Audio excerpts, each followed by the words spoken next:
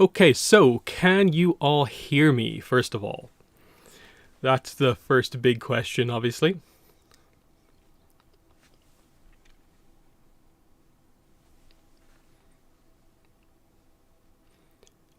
Okay, great. So, with that in place, we can go to this. There we go. And I'm up here. So, yeah, like I said, we're doing some Netflix Avatar discussion. Pretty much the first half. I don't know how long it's going to be. We're going to do season one discussion because I haven't talked about it on stream yet, and it's been a while, I think, since I just openly just talked about the full season. So I think we need to have that discussion, and then we can get into trying to figure out how they're going to do season two. Because wrong spelling, but anyway, we need to figure out what episodes they're going to do, how they're going to do it. So we're going to try and actually spend some time to go through how they're going to do the breakdown here, given how they tackled book one, obviously. So as you can see, I don't really have many notes because it's just it's very difficult to, of course, talk about the entire 8-episode season just in one discussion and try to kind of sum up all my thoughts, because it's been pretty chaotic because they did release them all at once. It's been very tricky just to get out even basic content. So probably tomorrow I'll have my detailed review for episode 5 out, but you know, it's still going to take a bunch of days to get through these, and you know, it's just taken a while overall to, you know, sort through everything, because I still feel I'm not super confident on these 2 episodes. I definitely need to watch these 2 again, but you know, we'll get there. I have seen them at least a few times already. Yeah, lots of talk here about, you know, how they're going to improve next season, and obviously, like, I think they should be able to take the feedback on board, because there's been a clear break in production between this and then only recently getting confirmed for the other 2 seasons. They should be able to course correct, because they know kind of what not to do, the mistakes to not try and fall into, and all those type of things. I think the fundamental production behind the show is good. They just need to obviously improve the writing department a little bit, realize kind of some of the decisions that they made with the first season were not maybe the right way to go, and then kind of you know, course correct. Because I know everyone goes with the idea that, hey, book 2 and 3, stronger original material, but at the same time, let's not overly criticize book 1 of ATLA.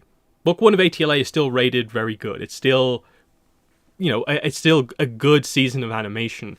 And their core problem in terms of how they did this was just trying to turn 20 episodes into 8, even if they are longer episodes. And you lose the breathing room that book 1 had. And it's just trying to turn the show and sort of the character arcs especially into something they're not, which is not this kind of tightly plotted, super serialized kind of characterization. Book 1 especially had the sort of more characterization of just, you got to know the characters over the course of these various random adventures. But because of the way they structured this, we only really got random adventures here, and we didn't actually get the opportunity to do kind of other stuff. And that's the big problem here, is that, like, you feel relatively confident that they can do the main kind of plot material well, because 101 is one of the better episodes. Kyoshi is quite important now, so they did this one pretty well. And, you know, I have some issues with the finale, but fundamentally it's some of the more accurate material in terms of hitting the core beats, even if there's still some issues. It was here where they messed things up. And just as a bit of a teaser for later on, like, we have to acknowledge that, like, the first half of book 2 is not exactly like serialized, super heavy kind of storytelling. That this is a lot to be like, okay, how do we do this? Because we're different place, at least we're kind of in Omashu here, then we're over here, now we're over here, now we're with Toph, now we're over with Zuko. It's boom, boom, boom, boom, boom. And it's just a very tricky prospect. Obviously, I more or less trust them to be able to do this stuff perfectly fine, because it's like, here's where you suddenly get quite serialized, because it's like the plot jumping into action, getting to bossing say, and then it's just bossing say from here on out. Like, that's all great, that works. But the first half is going to be a challenge for them, in the same way that the entire middle section of ATLA Book 1 was a challenge for them, in terms of like 105 to 117. It's a messy way to do all of this overall. Let's see what's in the chat. Dallas, in an interview, said he would like seasons 2 and 3 to have 10 to 12 episodes. They don't know how many episodes they're going to do.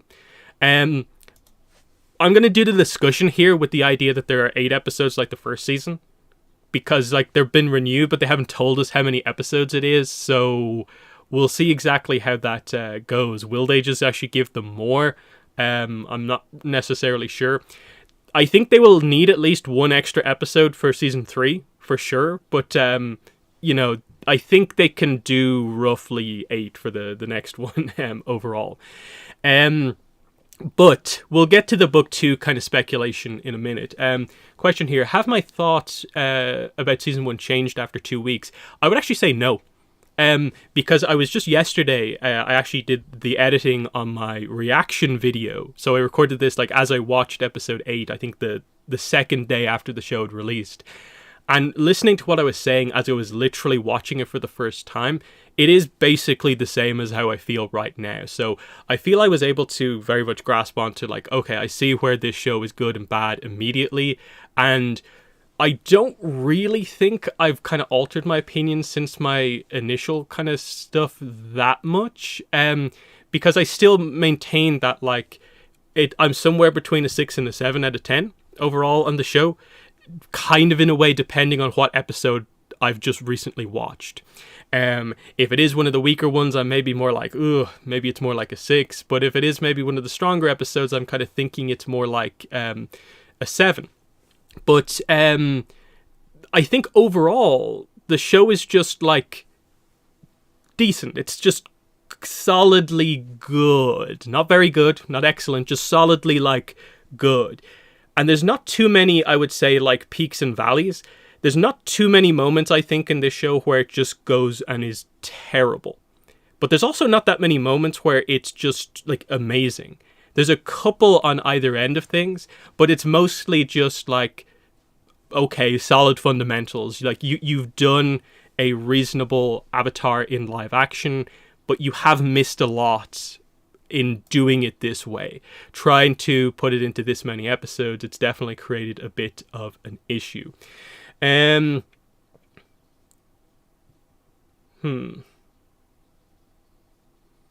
Let's see, what elements of animated book 3 can you see them bringing into book 2? We'll get to that a little bit later on, because I don't know how long it will take, but I do have some book 3, at least the list of episodes from book 3, so we can talk about if they'll do any of that, like they did in this book, of course, bringing some of the book 2 stuff into play. So there's that. What do I think of people complaining about Suki thirsting after Sokka seemingly out of nowhere? Well, in that sense, like, it's relatively accurate to the original, because their romance was also relatively sudden in the original. I think they obviously just had to slightly, because there was no sexism arc, they had to alter it so that it was more Suki being interested off the bat, rather than kind of anything else. It's like, it's fine. I think they should have just clarified Suki's like arc a little bit clearer when it came to Sokka, but yeah, I think mostly like I said, episode 2 is pretty good. I'll actually just do some of this kind of highlighting here. They're the top 3 episodes. To me, they're the episodes that are like pretty good, like really good. The other ones I think are much more mixed. I'd probably have like a kind of middle tier of like, say, uh,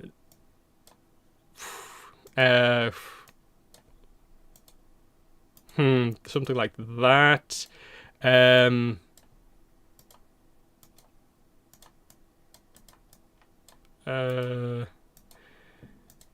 this, and then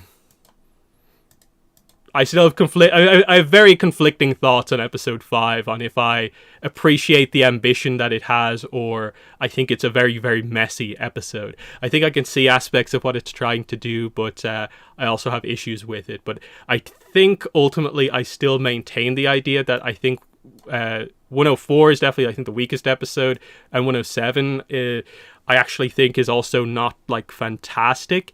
Given that like it's only basically really adapting Waterbending Master, it's kind of incredible how much they leave out of it, even though the episodes are like twice as long as the original episode. It's a really kind of weird one where like, okay, you have the Karuk stuff to add in, but could you do a little bit more of that? It's that sort of idea.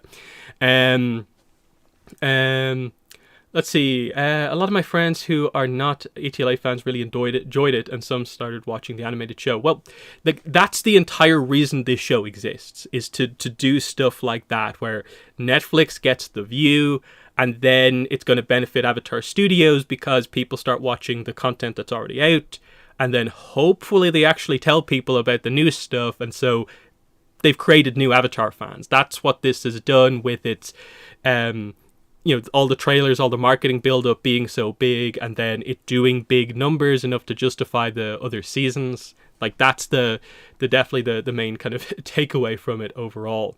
But yeah. I'll just do this. That's kind of my thing. My ranking video that I did, I still sort of maintain that that's kind of my order of things for the most part, where I think Aang's probably the best episode, Masks is the second best episode, but I can absolutely understand anyone swapping those two around.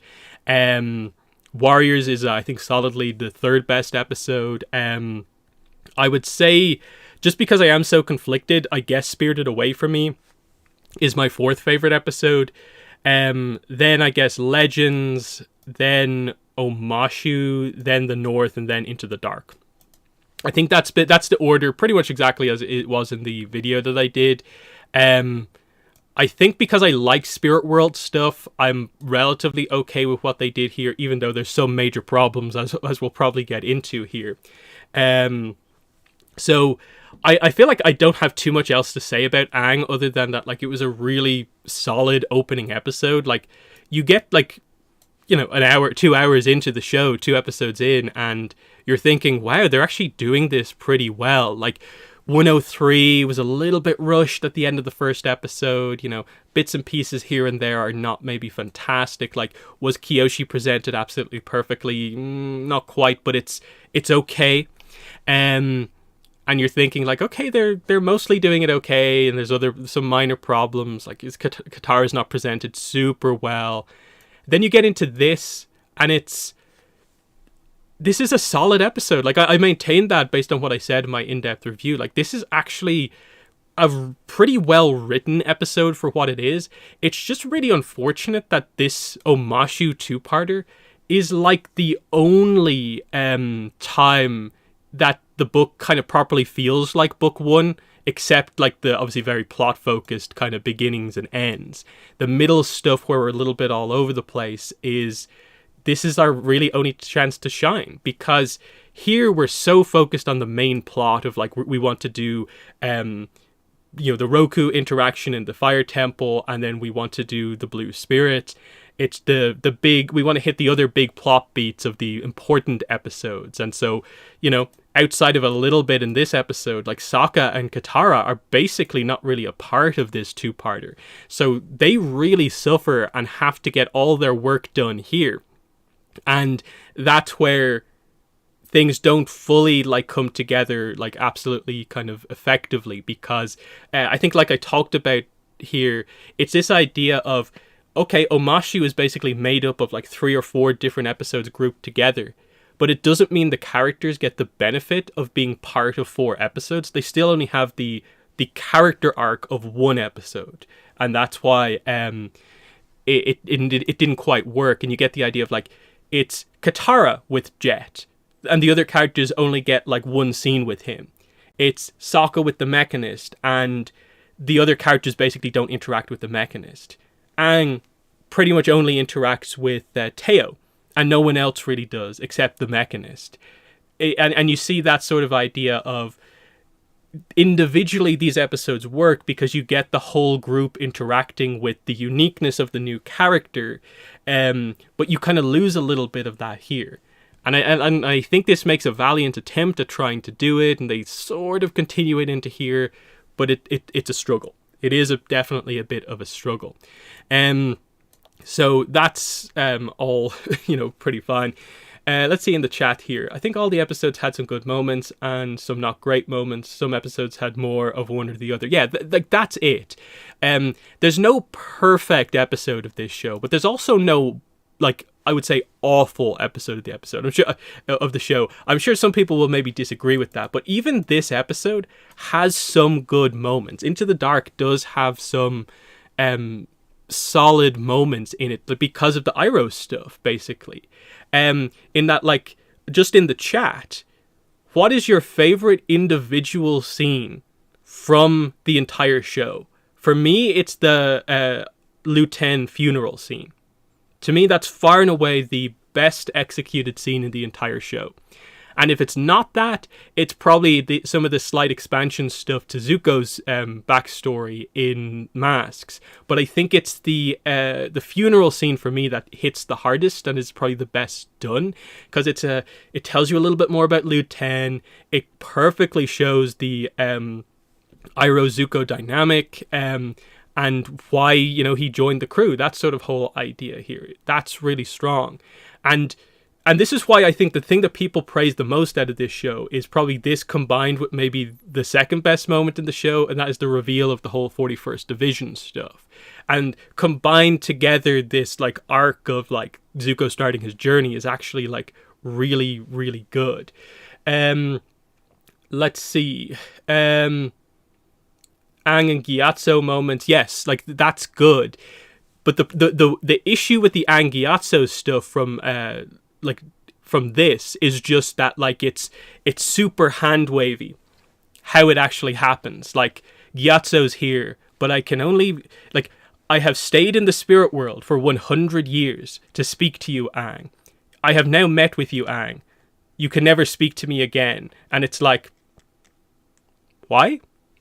And it's just okay, I get it, but it feels okay, you want to have your cake and eat it too, don't you? You want to have the emotional Gyatso scene, but you're unwilling to commit to him just being in the spirit world as a spirit. So you have to vaguely be oh, he's only here via weird reasons, so we have to send him away. And again, it's a super emotional moment that I completely understand why they did it. It's just, does it make that much sense overall? That's the only kind of problem I have, because you could have set it up in the flashback here, but you didn't quite do it overall. That's the one of those just one of those things. Let's see, Katara talking to Aang in 108. This is one of the reasons I do definitely need to watch these episodes again, because my main thoughts with that scene was that I felt the timing on that was a bit off, in terms of the characters were just making it super clear that we've lost Aang to the ocean spirit, we'll never be able to speak to him again. And then Katara just tries to do the emotional arc, but it's so clear that she's not getting through to Aang. And the only reason she eventually kind of does get through is because Yue revives the moon spirit. And then it's oh, well, the ocean spirit isn't angry anymore, so we can have that talk, because we've actually dealt with the thing preventing anyone from getting through to Aang. So it was just a little bit the logic of the scene didn't quite work, even though what Katara says is pretty emotional. It's just timed sort of badly. And especially when you have the end of this episode and you choose not to do Katara and Sokka talking Aang down, it's just some unusual timing kind of type stuff that comes into play about this. And it's just, again, a lot of Katara stuff that just seems slightly mistimed, mismanaged, not presented in the most ideal way. And I want to be clear with the Katara criticisms. I don't think it's anything to do with the actress. I'm pretty sure it's all down to just the content that she was given. That even in some of the scenes where she is directed to be a little bit more emotional, I'm pretty sure they told her to not go more intense with the emotions, even though she probably could. Because there's a few moments where it feels like we're getting towards Katara, and it's just, we hold here. When Katara in the original will be like here. And it's just kind of unfortunate that we do that and have her oddly meek in certain scenes when we don't really need to do that here for her. And that's the only thing, is that I suppose we should discuss character arcs here. So let's start with Aang first. Aang character arc. Surprisingly, I've completely forgotten what Aang's character arc is in the show. Oh no, wait, they told us like 100 times what Aang's character arc was. It was the reluctant avatar, responsibility, do your role, do your duty. Every single character just bashing Aang over the head with this, even though he didn't actually run away. And it's just this idea of like, this is your problem that you have here. This is touched on in pretty much every episode with Aang. It's responsibility, do the role. When does Aang ever really not do his role? Sure, you could say in some of the scenes like with Kyoshi, he's asking questions to try and sort of like get around the situation to a certain degree, but he never actually says like, I don't want to be the Avatar. Once he steps up and announces that he's the Avatar in the first episode, he is doing everything that he can, and the characters still come at him for it, and it just gets really repetitive, basically. And this is where you highlight that in the original. How many episodes did they really tackle the idea of Aang being the reluctant avatar? And it's like, in the early episode, because you had more of an arc about Aang revealing that he is the avatar. The storm, of course, plays with it as well. But sort of beyond that, it was just this idea of, it's not that like he's doesn't have the care about his responsibilities. It's just that like it's a difficult situation for someone so young. It's basically just this, that this is Aang's kind of challenge here. He is given the most difficult challenge in the world at this age, and the responsibility is on him, and he tackles it as best as he can, and this is why he needs the help of his friends. But the point in the original was that they didn't feel the need to do that in every single episode overall. And it just got to the point where like we were doing this, and then we added in the whole idea of like don't like wait what is it, like your friends will hold you back as the avatar. Like this part begins to come up. Like I think Roku basically alludes to this arc. Karuk quite directly alludes to this. Kyoshi I don't think quite does, but you can sort of see how some of it is leaning in this direction, where like the idea of like the avatar has to be powerful on their own. And this then becomes a little bit forced, like in the finale, I would say. This whole arc in terms of what they're trying to do.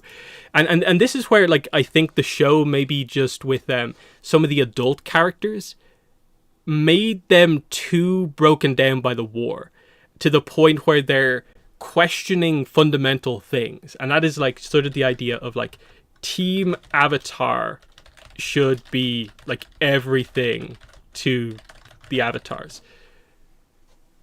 Like this should be the case. I will give you Karuk because of the Karuk, the details about him of like he made this giant sacrifice. He chose not to tell his friends and stuff like that. But that's why in this show I was almost waiting for like, and now Aang will go back and talk to Karuk and convince him that he was wrong about this. And he will go back to Roku and convince him that he was wrong about this. But we don't really do that. And the other problem with this is like the way Roku does it is they don't even actually tell you about the Roku Sozin connection here. But they're very much like alluding to the idea of like, if you don't know who Roku is and what the situation is, it's just like, oh, who are you talking about there? It's a bit of a weird situation overall, like how they kind of tackle doing that one. So Aang's arc is like, I think again, the actor does very well with all the emotional moments and stuff like that. It's just, you didn't need to hit this as hard as you actually did in like all of the episodes. And yeah, like Gyatso, yeah, in chat there, yeah, Gyatso is probably like the only character who's like older who really comes out of it kind of in an understanding fashion. Overall, that's the kind of really kind of frustrating kind of part of it all. Let's get into Sokka next. Sokka's arc. I've recently just watched Spirited Away, so I'm kind of like, I think Sokka's arc works relatively well. Of the three main characters, I think his arc is actually the one that feels the clearest, because you have the kind of contrast between the kind of two big Hakoda kind of scenes. The positive, like, left in charge moment, and the negative ice dodging moment. Like, in 105, they actually, I think, make this arc into something that's actually interesting. That they make the point in the episode that, like, the fog will tell you a truth that you don't want to know, but that is kind of true about yourself. And so for Sokka, it's this idea that, like, he remembers this moment of his father thinking that, like, he's not good enough to be a leader. Not everyone should have the lives of others in their hands. And that being this massive contrast between the positive moment that, like, a couple of years, I guess, after this moment, his father did, though, leave him in charge of the tribe. And it's that Sokka dynamic of, like, is he not good enough or is he actually good enough? And that arc, I think, comes across pretty well in terms of, like, he's reasonably competent, a reasonably good leader, but he's not great at any of these things. And so you can see that across these episodes here. Meeting Suki gives him a lot of confidence down the warrior side, like her actually saying, no, you are a true warrior. Then in Omashu, the stuff with the Mechanist actually works to add in the other angle of things of, like, hey, the world has enough warriors. Focus on this other aspect as well. With the whole idea being that what does Sokka become at the end of the show? It's meant to be this combination, like, leader, engineer, and warrior. That he can be all of those things, even if he's maybe not the absolute most skilled warrior in the world.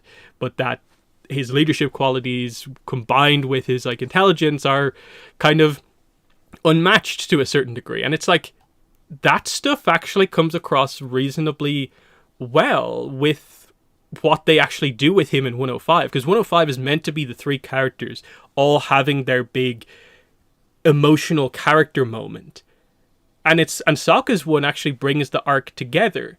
It is just unfortunate that Hakoda gets presented as being more negative than he needs to be, combined with what I was saying earlier on, is that a lot of the adult characters just maybe don't get treated as well as they do in the original. But I think the fact that they've left this scene not really told, we haven't actually seen the flashback of Hakoda, telling him to give him the responsibility, and they're setting up for, I suppose, the end of book 2, when maybe we'll actually have a present day scene of Sokka and Hakoda, and the whole setup being that, like, if he could see you now, he would be proud, that sort of thing. That's going to work. I think it's all here, and it's like, the actor is actually, like, really good as well, I think, overall for Sokka. how'd you feel in 2 or 3 if Sokka and Suki started growing apart? Well, it's a difficult one to do because, of course, their relationship is like one episode this book, one episode the next book, and then they're back together as a couple. So I don't really know if you have the time necessarily to do that overall. So yeah, the only thing I think with Sokka's arc is that, like all of them, like everything just needed more time, episodes to breathe. Because this is what you get in the original, is that you have your main Sokka episodes where he has his development, but then in between, you see Sokka just being himself as like a random side plot in all of the other episodes. And this is where I'll actually really highlight one of the completely skipped over episodes. 114, I think, is one of those things where like they just basically made the decision here to not touch pretty much anything from this episode. Whereas I think a lot of what's missing from the show is the stuff that you get from a 114. Katara having the fun times of like going fortune teller mad and just constantly being there, that fun aspect. Aang and Meng being this just like really fun dynamic. And then Sokka like with the believers in the village. It's that whole idea of like we didn't get the fun, goofy sides of things in this version of the show. Like, I get it, it's maybe a quite cartoony moment, but can anyone actually imagine this version of Katara doing earthbending style? And that whole sequence? I don't think so. I get that seems very, very comedy cartoony, but Katara always had those slightly kind of funny, goofy moments in her, and it feels like they just restrict the character in this version of the show to being just this really kind of small chunk of what she actually is. Which I suppose brings us into Katara's arc, which is basically like, okay, it's water bending, training, and that's Katara's arc in this one. And I think most people will agree with the idea is that like they made Katara's arc worse with the way they did it here by not having her take any training from Paku, and literally saying that she's a master, completely self-thought. And in my mind, I know it's a common thing about even ATLA that people say that, oh, Katara talks about her mother too much, and when you actually highlight how many scenes it happens in, it's not that many actually. But in this version of the show, I think it's very fair to say Katara's memories of her mother end up getting brought up, I think, way too much. Across the first 5 episodes, it does come up in nearly every episode, and it makes me very confused about what the intent was with her 105 scene. In the Fog of Lost Souls, they just have her experience the entire Kaya backstory, and it's like, what is the takeaway here? What's the truth that Katara is experiencing here? With Sokka, it's clear. It's the contrast to this moment. It's, it's his father saying you weren't meant to be a leader, basically. Maybe you're not meant to be a warrior. That's the truth. This, for Katara, is like, well, she literally is seeing the moment of her mother's death when she's trying to waterbend in the earlier episodes. And I thought the whole scene with Jet helping her through it, the very good scene of remember her as she was, not the way she died. That was really good. Why did we then immediately follow this up? That arc, it gets discussed in the Cave of Two Lovers.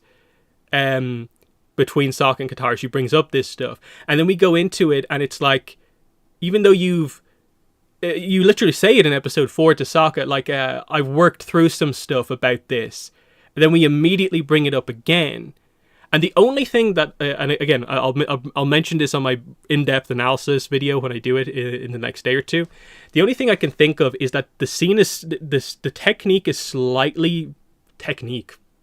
The backstory is done slightly differently, where you actually get Katara waterbending as Yon-Ra is in the room. And so they definitely work it where, like, maybe there was an opportunity that Yon-Ra leaves because Kaya doesn't know anything. But because Katara actually waterbends, he's like, there's a waterbender in here, and it forces Kaya to have to make her choice. So are they trying to go for the idea of sort of like, you know, I got my mother killed? But they never actually say this in the episode. It's not made clear what the truth is, other than the truth that was obvious the whole time through in Katara's arc, and that is that her mother died. Which is fine. Like, it's actually, the backstory is emotionally done. This scene is emotionally done. It's just, there's a clear takeaway with the Sokka arc and the Aang arc as they do it in 105, where, like, Aang gets to let go of his guilt over not being there 100 years ago. Sokka gets to confront a harsh truth. Katara just does the same thing again. And I'm just left, why? And it does feel like they didn't know what to do. They really didn't know what to do with this again. And it's not as impactful because it's like you've just, you've taken away a big book 3 moment. They can still do the Southern Raiders, but I think that that episode is one of my favorites from the original show because they've waited to actually give you the details of this and have that happen at the same time as she's finally going to deal with the problem. Whereas here, it isn't really dealt with. That's the problem, I think, overall with this, is that there's a way to connect this together in a better way. Like, the jet scene is actually very good, but they didn't continue with it overall. I think that is kind of part of the problem. And yeah, like, the waterbending training moment is like, yeah, not great. not great overall. I hesitate to even put in, like, Zuko's arc here because it's like, I think there's a general agreement that the Zuko Iroh stuff is just like the best kind of characterization stuff that they do in the show, where, perhaps outside of stuff like, say, Zuko, like, I don't think he ever says honor, like, I need to get my honor back type thing. Other than just that little reference that they don't have there, it's all pretty accurate for the most part, how they do things. And again, the performance is really well done. And I think I'd have quite a lot of trust that they can do this pretty well, because it seemed like they put so much care and attention on a lot of the Zuko Iroh stuff, because they added onto it quite well. And then the bigger stuff is already, like, in place for book 2 and 3. So that's the only thing there. They maybe have a slight issue of, like, have they taken maybe a little bit, maybe too much stuff out of later books in terms of where they are at already. But no, I think they'll still be okay. There's lots of other backstory moments to address and stuff like that. So big thing for improving next season is that, like, they need to get the character arcs more solid. Like I said, Sokka I think is fine. They need to definitely improve Katara's character, which hopefully, now that she's technically a waterbending master, her confidence goes, like, way up. And so we get Katara more like original Katara, who was always confident about pretty much, like, most things. So hopefully just that little thing is what fixes the overall issue. Aang, I hope they've gone so hard on it, they can't not do it anymore. But just pull back a little bit on the insane responsibility arc. You don't need to do it that to the level that they did it here. I understand you're going to want to do it to a certain degree because, like, potentially if they do Avatar state stuff, they're going to want to highlight that. And again, it is still Aang's overall arc, but you can have episodes featuring Aang as a main character where you don't have to address, will he run away? Is he going to be responsible this episode? That whole idea. That hopefully they give themselves a chance to just be themselves, basically, because there are little moments in episodes where you get to see bits and pieces of that. Like, which episode is it? Which episode is it in, actually? Now that I think about it, is it Omashu? Yeah, I think it's Omashu, where like Aang is trying to help Katara. It's before she has the scene with Jet, and he just kind of tries to talk to her about like, hey, oh yeah, I never listened to my teachers, and like he references that a couple of times, and it was quite like fun, but it was like young, wise Aang talking to Katara, and it was quite like, you know, the fun spirited side of Aang. And there's bits and pieces like that they are that they do. So what else do we need to talk about? I suppose some of the extra stuff, like also I suppose we'll group it up together, but like Ozai, I suppose Azula, May, Ty Lee.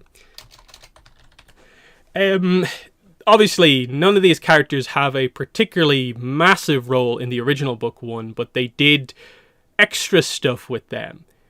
Ozai, I thought, was fine. Like, it's the situation of like, did you need to do it? No, but you cast such a notable actor in the role, you needed to give him scenes. I completely get that. I don't think they've done anything incredibly wrong with Ozai.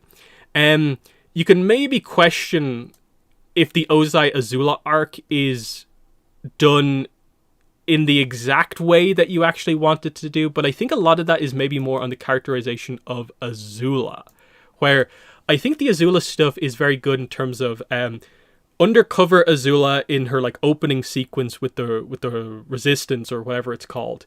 Great. I think the decision to actually have Azula be the one supporting Zhao throughout the season is actually quite good. That works for him. It's one of the few additions with Zhao that I think is actually quite good.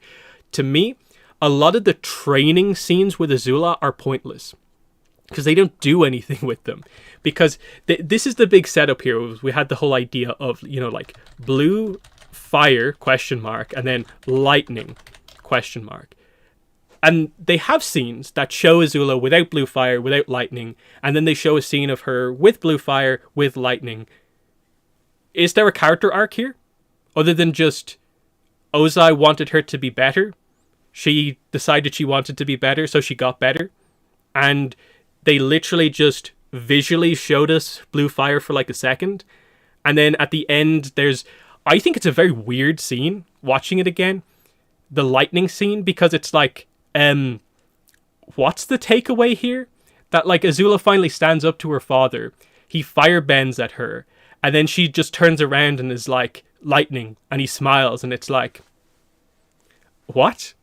The whole point of doing a prequel arc that relates to someone's training is that like you'd assume they'd actually give details on this. But they don't do any of that, basically. Overall, that's the big issue that I have with this. And then, yeah, I think it is unfortunate. But yeah, May and Ty Lee didn't need to be here. Really didn't need to be here. A couple of problems. Like, are they ever named in any scene? I don't believe they are. So if you don't know who they are or look at the credits to look up who they're playing, these two characters get very little characterization throughout the scenes. There's bits and glimmers of it in that, yes, Ty Lee is a little bit more peppy, upbeat than May is, and she is the one to say that Azula is perfect in like episode 5. But May, there's the one scene where she references Zuko in a positive light, and then it's just like, but like he doesn't deserve it, and she is the one who you can clearly see is more willing to stand up to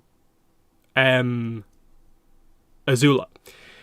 There's a little bit of that, but it's not enough to justify them being here when they don't quite need to be here yet, in that we maybe have some issues about maybe how we do the initial introduction of this in book 2.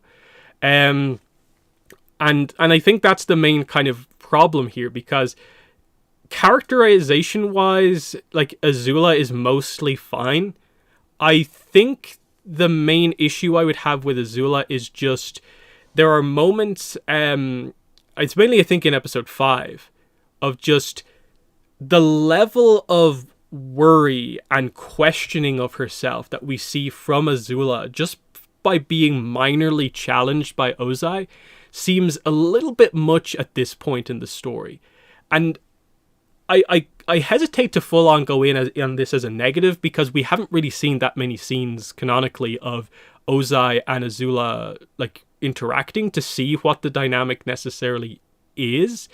We saw it a little bit in like the finale, but this was like Azula right at the end of that arc and on the verge of breaking down. Here it's much earlier, and I just question if we should have this like, you know, Ty Lee says, "You're perfect, Azula," and she's just like, it's not good enough, and she stays up all night training in this kind of manic state almost. That's the slight thing here. As I feel Azula should be a little bit more confident in her position here overall, and it's just like, is it exactly right? I'm not sure.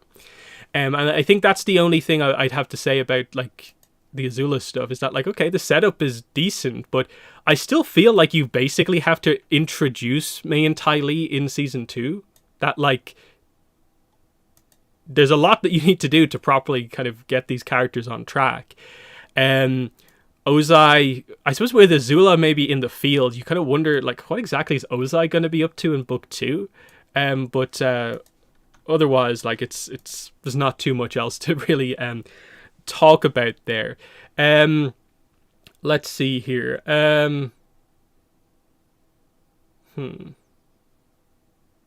Azula was season 1 Zuko from the original. Not sure about that. Azula's wait and see. Yeah, I think that's the thing with Azula. It's probably is wait and see. Probably this is where you really highlight the idea of she needs to interact with Zuko. She needs to interact with the main cast to really get to see what's actually going on. Because we need to see, like, out of the context of, like, Ozai, the main villain, Azula just being this incredible villain on her own in season 2. So, definitely, like, there's the requirement here for, like, a really good showing with Azula in season 2. But I think there's some questions about this in terms of, like, I don't really know how required or needed or necessarily effective this arc was, because it still feels like nearly everything you touched on probably needs more explanation for anything really to happen. And then what else is there to really talk about here? There's like individual moments where I'm kind of like, what about this? In terms of like Boomy, the characterization of Boomy is obviously very odd to me, and why they decided to do that with such a unique character, of just give him the very standard Netflix avatar, I have been affected by the war arc. That was a very odd choice for me. I see, again, I can see the point that they were trying to make. It's just that it's not made very well. And I think I said it pretty well in my discussion video on the episode. And it's just this idea of Boomy is criticizing Aang for not doing his role as the Avatar. Yet, what is Boomy doing? He is holding Aang hostage as the Avatar, preventing him from moving on and doing his duty, either to protect Omashu or go to the Northern Water Tribe. And he's just sitting him down there and criticizing him and saying that you're not good enough. And it's like, Boomy, are you also doing your responsibility? No, because Omashu's not part of the war until the end of the episode. And it's like, I get the point you're trying to make here in terms of Aang gets old Boomy back, but you needed better flashbacks. You can't just do the 1 or 2 random flashbacks like the original episode had. If you're changing the arc this much, you have to adjust to make it make more sense for Boomy. Because again, you did the Air Nomad genocide flashback. Why not do attacks on Omashu flashback?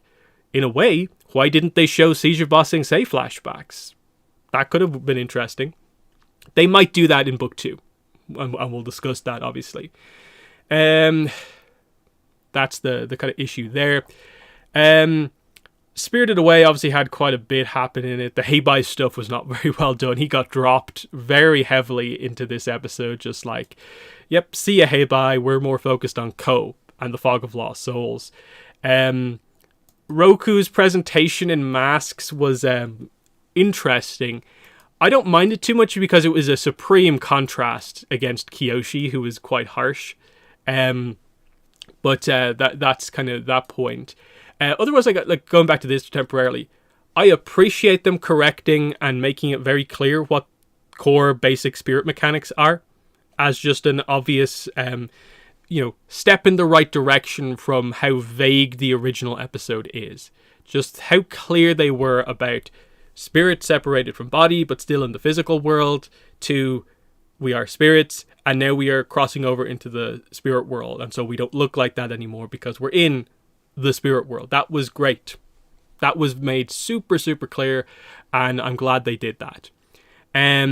But then they go and do stuff like Wan Shi Tong is here randomly, and it's like Katara and Sokka can't hear what I'm saying because they can't comprehend my high speech or whatever. That was a bit odd, like overcomplicating it. Like, why? That was a bit odd for sure.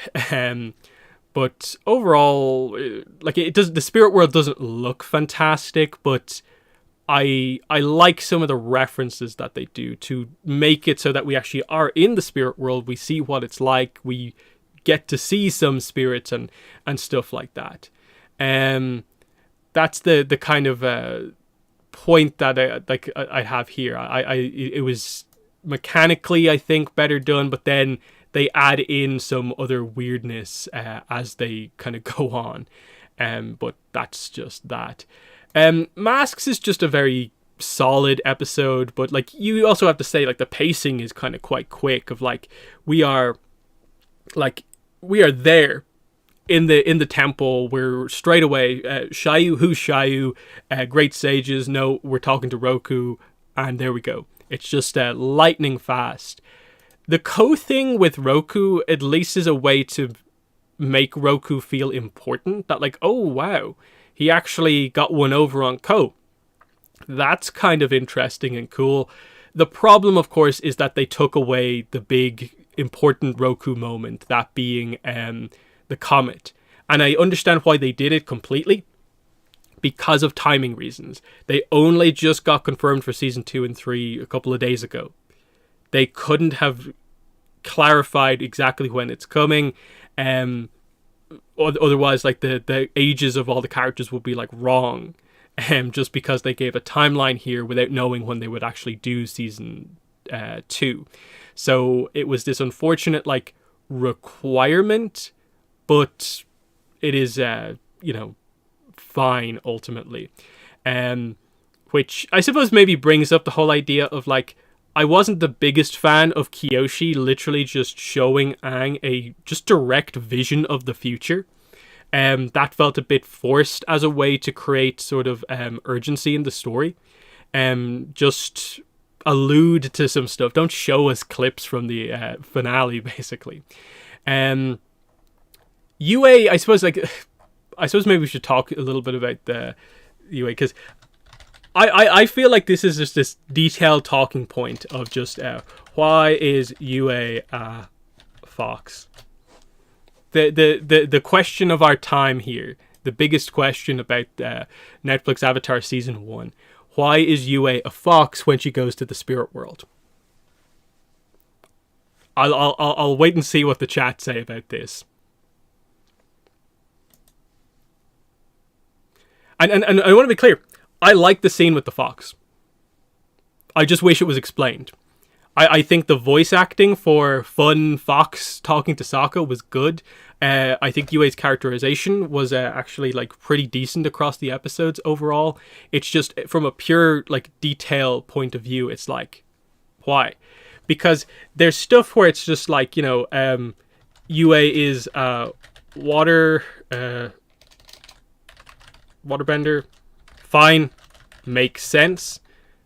Absolutely. Like, because she literally has a piece of the spirit that allows waterbending to exist inside her, it makes 100% sense that she is a waterbender in this version of the show.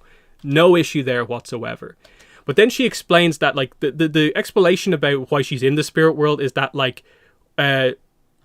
basically she goes to the spirit world when she dreams. That was the explanation that they gave. And I'm guessing the unique way in which she does it while she's sleeping and it's part of her dreams is probably why there's a different form. But then you get into the whole idea of, like, because of the moon spirit, like, why not koi fish? That whole idea of, like, it should either look like Yue, look like the koi fish, or resemble some of the original form of the moon spirit. Or are they kind of telling us that the koi fish is the moon spirit's physical form and the fox is its spirit form? But that's a bit weird. It's just like, why? And if it's just to like in the chat there, just because one would be boring, one was something else, that's kind of a bit of a weird one. Was a bridge, like the Avatar. And she said she was a bridge like the Avatar is supposed to be. I didn't understand that. Well, they basically highlight the idea of, like, you almost don't realize this, but, like, Yue is a spirit enhanced character. Like, she is much closer to an Avatar than a lot of kind of beings out there, because she literally has a piece of a spirit inside her. This is very similar to the Yoon and Glowworm situation. It's very similar to the Avatar having a spirit inside of them. That's why I think that line actually makes a lot of sense, because she is part spirit. And because she is part of both worlds, she also can be a bridge. And so she chooses to be a bridge by being the priestess for her tribe. Like, that aspect of the explanation actually makes a lot of sense, them doing that, because I think people maybe don't realize that the whole idea of, like, yeah, it's a unique thing in Avatar if you have, like, an extra part of a spirit inside you. Because that's what makes the Avatar, the Avatar. So that's interesting. It's interesting that this fox-type vision for Sokka is very similar to Flying Boar and Toph vision for Aang in the Swamp episode. Except, like, it's not really a vision. Based on what is said here, it's just like Yue is in a dream, but she's in the spirit world. So Yue is conscious basically in the spirit world as far as we're aware, because she remembers the scene of it having happened. Sokka fully remembers it. It's just Yue's spirit form is the real question here. But they're vague about certain mechanics, like the Gyatso thing. Again, we got to get into that maybe, of, like, the explanation there is that everyone else passed on in the Great Cycle, but I chose a different path. And Aang's like, you chose not to go on to the next stage of enlightenment. And he's like, yes, because I needed to speak to you. And it's just like, how did you do that? What does that mean? You're just allowed to do that? Like, can you just choose as a person when you die to do that? Or was there something specific, spiritually powerful about Gyatso to allow him to do that? This is where, like, you could have just committed to having Gyatso meditate out of his body as Sozin kills him, so he becomes a spirit, and you basically do your kind of version of, like, Obi-Wan, Darth Vader, like, letting him kill you. And that could have worked. But again, if they did it that way, then they have to explain why Aang doesn't constantly go into the spirit world to see Gyatso if Gyatso is just permanently going to be there. But by doing it this way, they've also created this other weird kind of aspect of, like, oh, he could stay for 100 years, but the second he met Aang, he had to leave. I don't understand. Let's see, what is my take on Katara healing aspect? Do you mean just the arc of how they did healing here compared to the original, or what? Because obviously they didn't do the deserter, so there was no episode where Katara like discovered ahead of time that she had healing. There was just like an assumption when she walked in that like, oh, because you're skilled, you can heal. But they never even made the point, perhaps, that like it's like exclusive to female waterbenders or anything like that. It was just this kind of vague thing of like, okay, we're doing this because it's in the original, but we're not really explaining this like super well. I'd also be a little bit maybe like picky about the way they showed the kind of healing dummy thing, in terms of like, why is it like a signifier of if you're a good healer potentially, if you can literally just standard waterbend water along channels? Is it just to show that you can do kind of slow, delicate waterbending? Because there's a big difference, I think, between that and then actually activating healing and making your water kind of glow and making the healing effect actually happen. So I just wish they were clearer about that, because ultimately for Katara's arc, it's the idea of like she wants to become a warrior and a fighter, but like as she gets later on in her life, she kind of grows to really, really care about the whole idea of healing is in a way the most valuable waterbending ability. Kind of as Zhang says, like that skill is something I would want.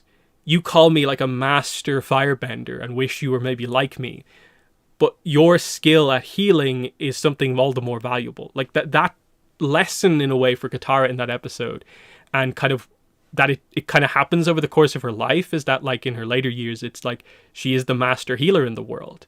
And that's kind of the side of Katara that kind of Kaya follows in her footsteps in, to become the healer. Like that's the really, really interesting kind of side of things.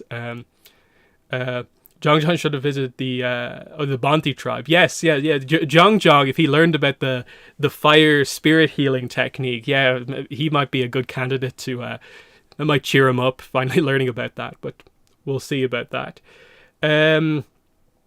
So there's that. So that means she's a full healer now. Well, they gave her the spirit water, and you have to be able to heal to use the spirit water. So I think they're just going with the idea that Katara walked in there so immediately skilled that she can just heal if she needs to. So it's obviously not a satisfying arc, because they didn't really do training that well in this show, which, you know, training is never super a focus in most of Avatar, but like they really didn't do it much in this version, obviously. Yeah, there's that. That's definitely a little bit weird, because like it makes sense for Yue to just have healing, because again, the spirit that allows healing to happen, that allows the water to become special healing water, it makes sense that like Yue can do it. But yeah, they just needed to focus on it more. So that's the kind of point. So before we switch over to talking about speculation for season 2, any final points very specifically about the season 1 discussion that we need to go over?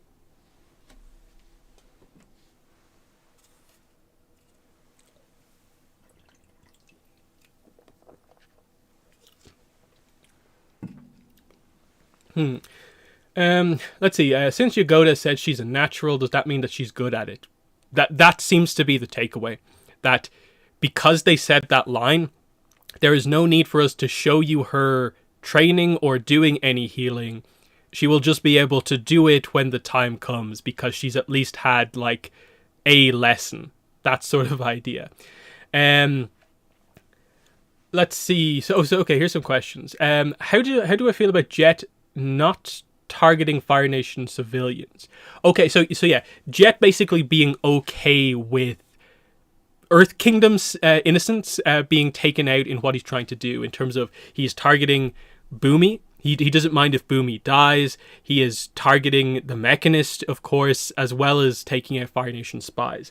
It definitely, you know, it's a much clearer arc in the original episode, I feel, where you could see it's him taking things in the wrong direction. It's sort of similar to the Hama arc of like, they've been affected by the war, but then they take things to the next level degree, and especially because it relates to Katara and the way she's going to attempt to take her revenge later on, and then here are other characters who have also attempted to take revenge.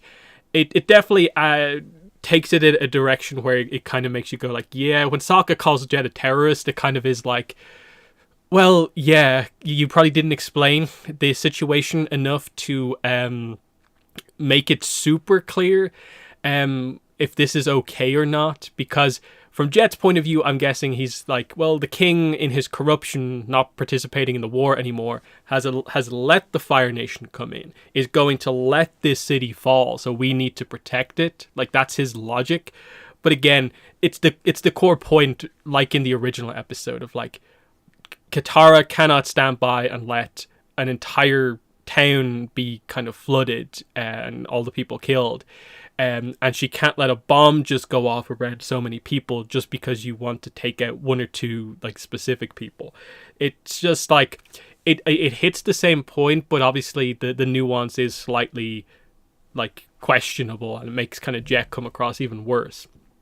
Aang not waterbending once in the not in the Avatar state. Yes, this is a big thing actually. No water bending training. I don't understand. It's there. Like, if you watch the episodes, like, they give some sort of an explanation, and that is that Aang is hesitant to start another element because he is not used to being trained by anyone except Gyatso. So he's very hesitant about, training from another master or anything like that. But it absolutely makes a lot of the scenes with like Pakku weird. That Pakku's talking about Aang as if like, oh, you're already a master of the four elements, basically, aren't you? And it's like he never really offers necessarily to train Aang. Aang never asks for it. Because they're highlighting he has to do Avatar stuff so much he can't even train. And it's just, it's odd that we're basically like going to have Aang waterbend, like have his complete waterbending training happen off screen in between books. Like that's the real problem overall. That's the overall issue there. So it's just, yeah, it's book one water. The whole point is meant to be each season Aang learns an element, and he doesn't ever waterbend. I don't understand why you made that choice. To have him even do it at all, it's so confusing. But then they also didn't have Katara train except on her own and with a scroll. So you can see that's the problem there. Anything else? Thoughts on the face bodies of the Fire Nation trio? I think the actors are all fine for the characters. They just need more scenes to be in together, basically.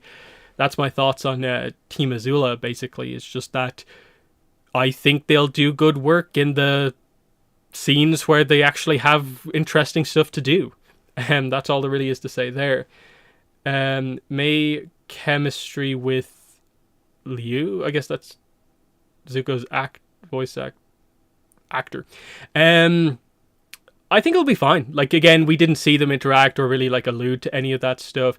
That's probably something they probably should have done here, is that if you're doing a prequel arc to highlight May and Ty Lee here, you probably should have had some of that flashback stuff here of like actually bring up at this point that like May had or has a crush on Zuko, and something specific about Ty Lee, because it did feel like they left out a lot of the details in terms of like, they didn't tell us she can chi block or show us what her skill set is.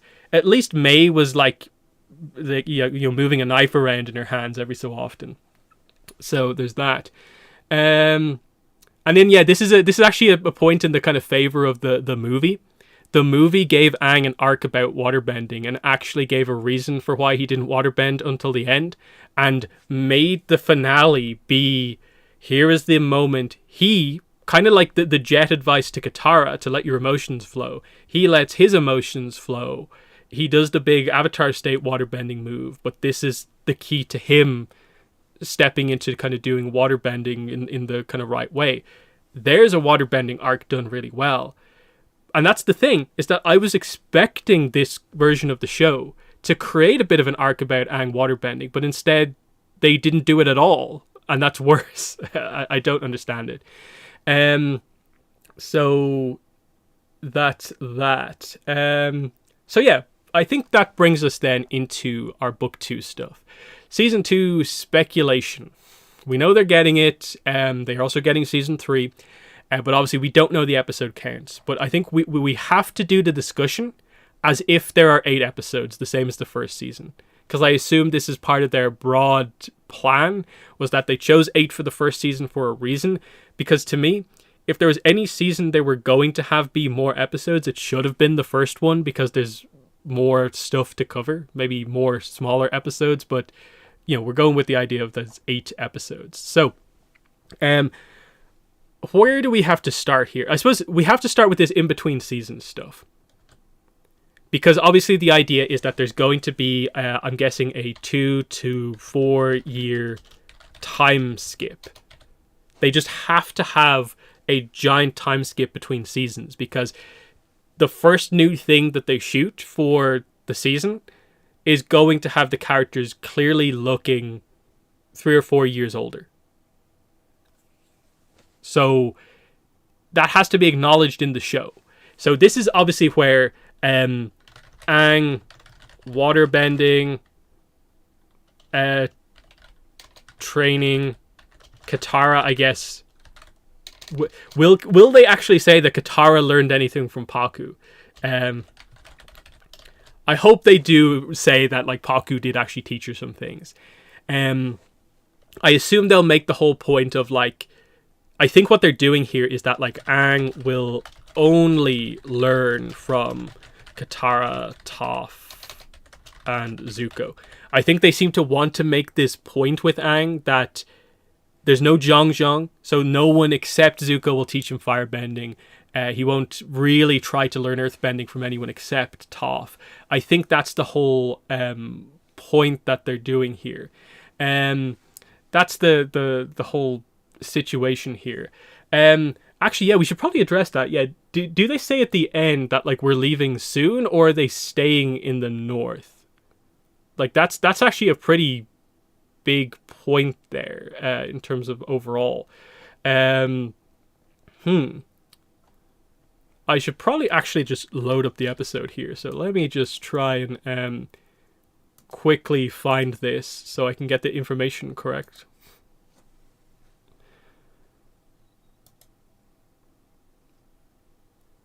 Okay, let me go to episode 8 right at the end.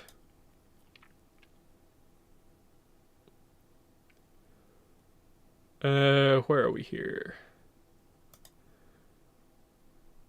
Let me turn on the subtitles here so I can watch this.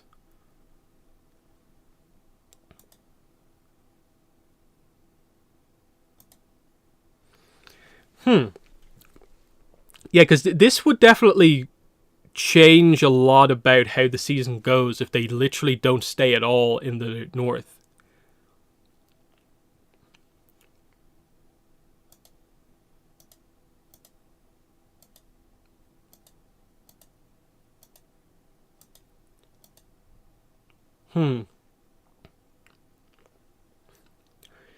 You're gonna learn waterbending. I'm gonna make sure of that. Then earthbending, which means back to Amashu.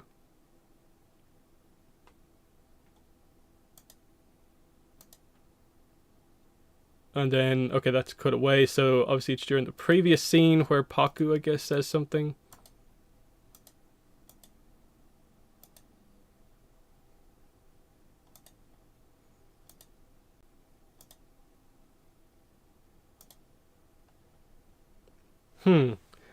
Aang is a journey to complete, so do I.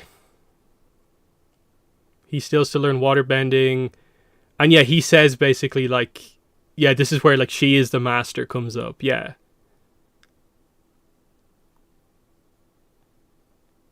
So, and then, yeah, this is where he gives her the Spirit Oasis water. Okay.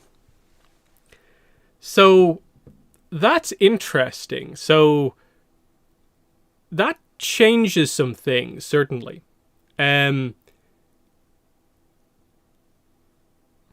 that means that now Aang's training can just happen whenever.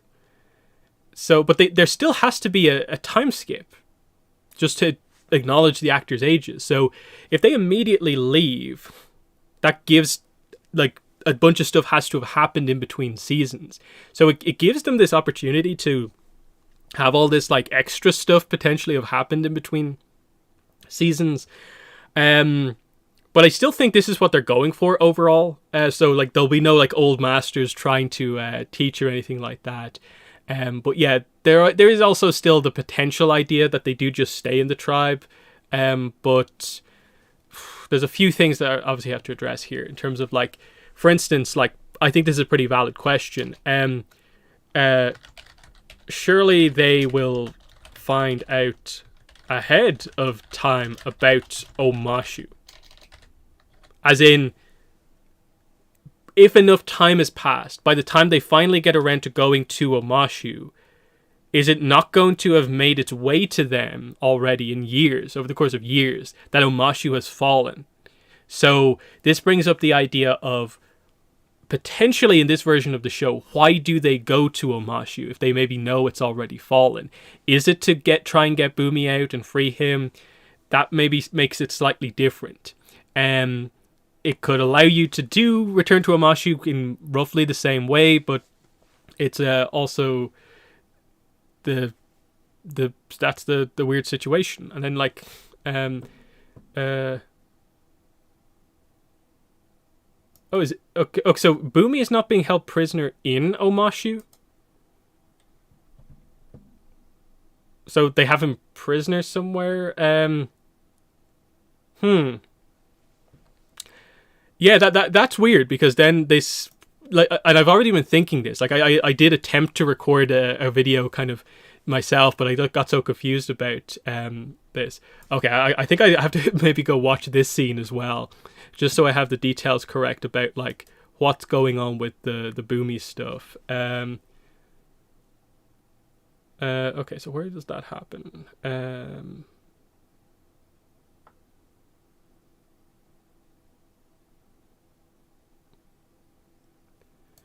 Okay. Okay, so here is Bumi. First time in a century, Omashu is ours. And now when Bossing say stands between us.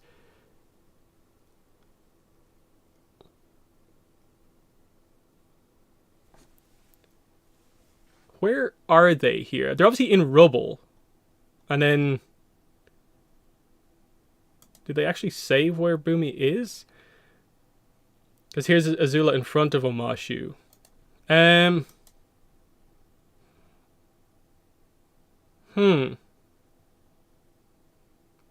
Okay, so like, okay, he's outside the city when they present him to Azula there, but it doesn't necessarily mean that like he won't be held there. In that, like, I wouldn't take that as being, this is confirmation Bumi is going to be held elsewhere. It definitely makes you question, are they going to take him somewhere else? But like, that's something to keep in mind. But like, I wouldn't view that as being like inherently like we're done with Omashu just because like Bumi's kind of was shown outside the city or something like that. But especially like, again, if there is a time skip, I think it would only make sense for them to put Bumi somewhere else rather than just keep him prisoner in his own city. So we'll see what happens there. So that makes sense. Zuko and Iroh, I guess, are just going to be on the run. I think you could just decide that like they lay low while all of this is happening. Azula, I guess, helps across the place. You allow yourself to set up like May and her family, Ukano, is put in charge of Omashu, aka New Ozai. And then probably the biggest question is like tie Tylee circus. Does this still happen? Does Tylee still go to join the circus? Or are we just continuing with the idea of like May and Tylee are just in the Fire Nation and, you know, Azula picks them up when she needs them? Because this I feel is an important part of her arc, is that like potentially Azula goes her separate way, May goes her separate way, and in the intervening years, Tylee has potentially found herself, but is forced back into like the old things again. And I think that probably helps with the time skip that you can do that. It probably is likely to happen because I do still feel they need to do an introduction type thing to May and Tylee. So that's all fine. Then we have to ask the question of like, okay, a certain amount of the opening episode is just going to have to be explaining the time skip that has happened. What have the characters been up to? Because it seems like the gang is going to be a bit all over the place, not just hanging out in the Northern Water Tribe. They've already been journeying around for a little bit, because with the North safe, Aang doesn't have a super urgent thing of like, you need to stop this before this happens, because the comet has not been explained yet. They obviously set up at the end of the book that the Fire Nation are coming close to finding out when exactly it's coming, highlighting the idea of Aang is going to have to find that out too at some point, which I think we'll get to that in the season. That's all fine. But what do we open up with then? Because in the original, of course, we have Avatar State. But then we have Cave of Two Lovers. Obviously, I'm going to say straight away, this is gone. This episode is gone. I'll actually just do some quick highlights here as well. This is important. These two are very important. Let's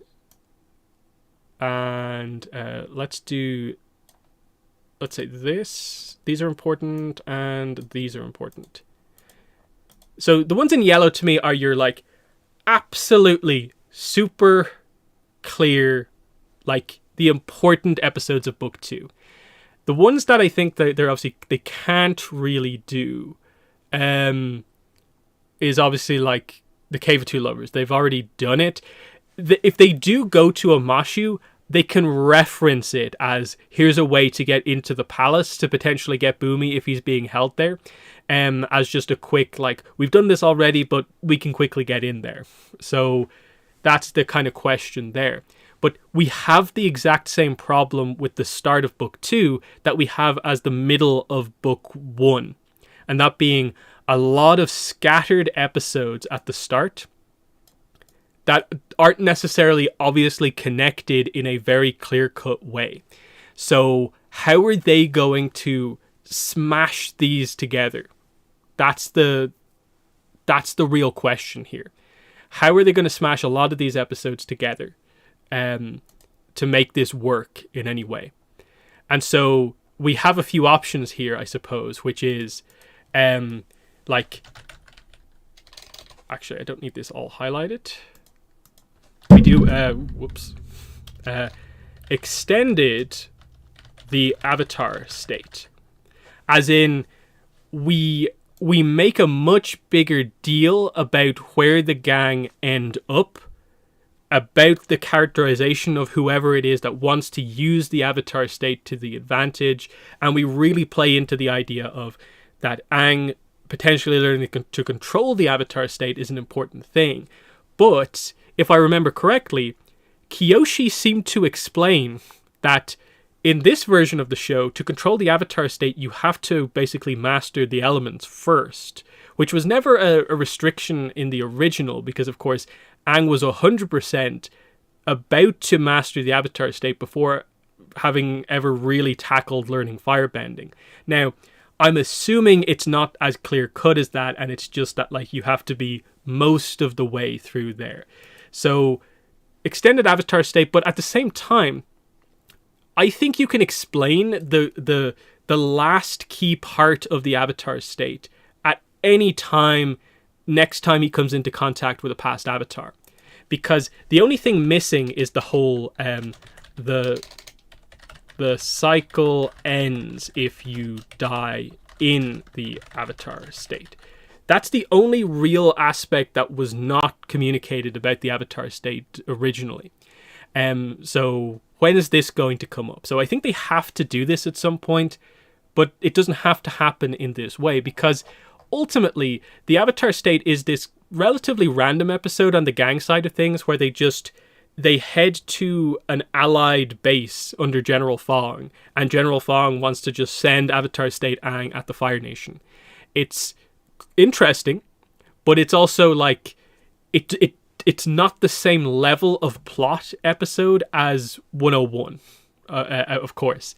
So you don't necessarily have to do that, which means, in my mind, Omashu still feels like potentially the best place to start.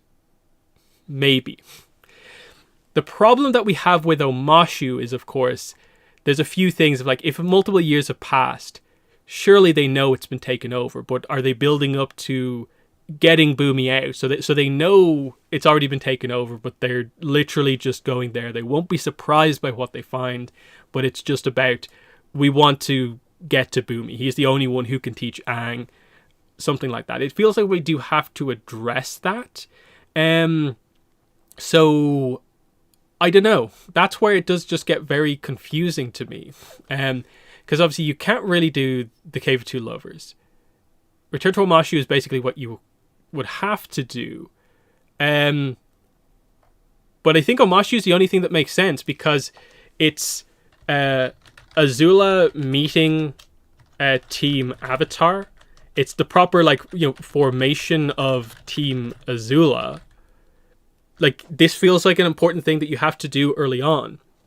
And the only thing here might be like that in the same episode you have to have like Azula pursue Zuko, realize she needs her friends with her, and then Omashu happens in like the second part of the episode.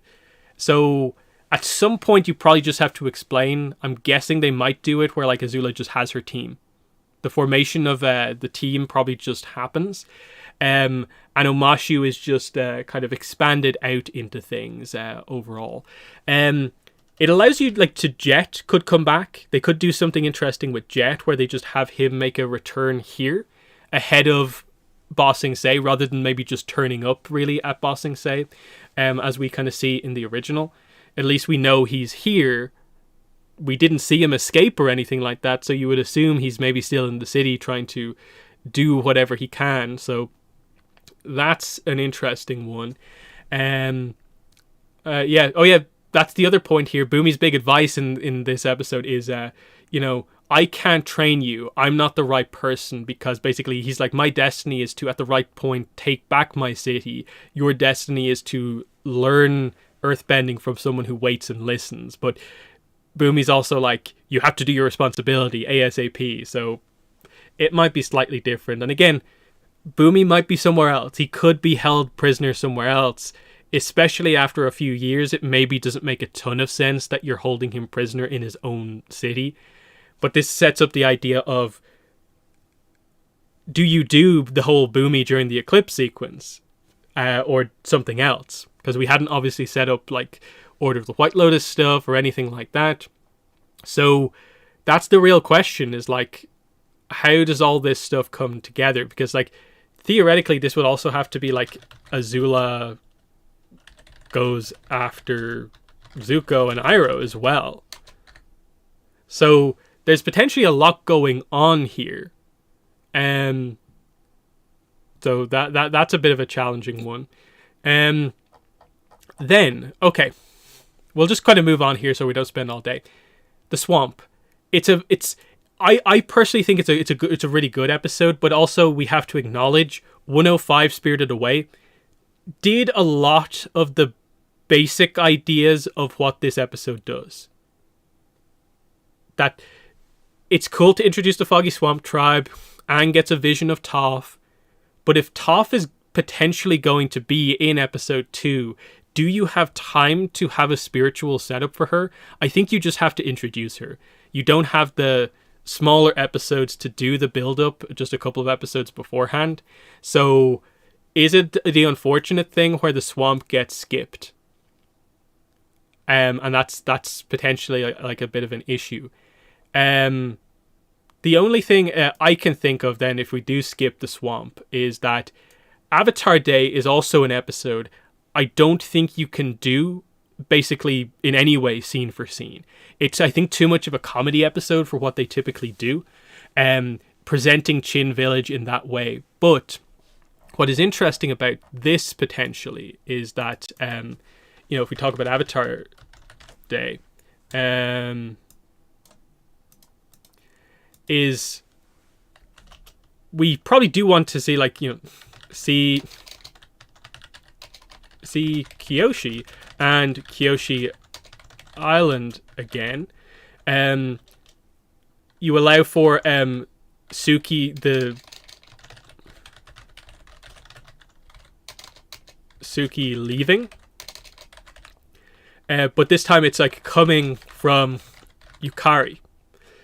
I think we're definitely going to go back to Kyoshi, because I think they want to highlight Suki's arc. They're probably, because I get the impression like people really liked the presentation of Suki in the live action, so I think she's popular again, and I'm thinking that they're going to want to have the whole gang potentially go back to Kyoshi. Like, I don't think they'll do like Aang in prison, just because it's a bit weird, like Chin keeping prisoner. But I think the whole gang could go back to Kyoshi again to learn about what happened. I think you also have to give the explanation. They didn't in the episode 2. They didn't explain Kyoshi creating it into an island. That detail didn't come up. And I guess they're technically, it's of the locations they were at, Kyoshi's the most like heavily like allied location to the group. So I think it makes sense for them to go here again. But again, is it a bit too much of a detour? That's the only problem here, is that we're going to start potentially like from the north. Obviously, a couple of years have passed, so they're moving around the place doing who knows whatever. Is it just fighting back against defending Earth Kingdom towns? They decide to go back to Kyoshi, and this is where like they could do some interesting stuff of like, what if maybe we start back at Kyoshi in the first episode, and then maybe go to Omashu after that, because you probably like want Kyoshi to explain the Avatar state and maybe give Aang a hint about where to find out information about the comet. That's another kind of aspect. The destruction. Yeah, he brought destruction to the island, but if he's been 2 or 3 years potentially going around the place, I think they could do a detour back. And this is where maybe it's like okay with the idea of like if Aang maybe is imprisoned or out doing something else, Sokka and Katara could go back to Kyoshi Island themselves, and it's not the Avatar going there. That's the whole idea. But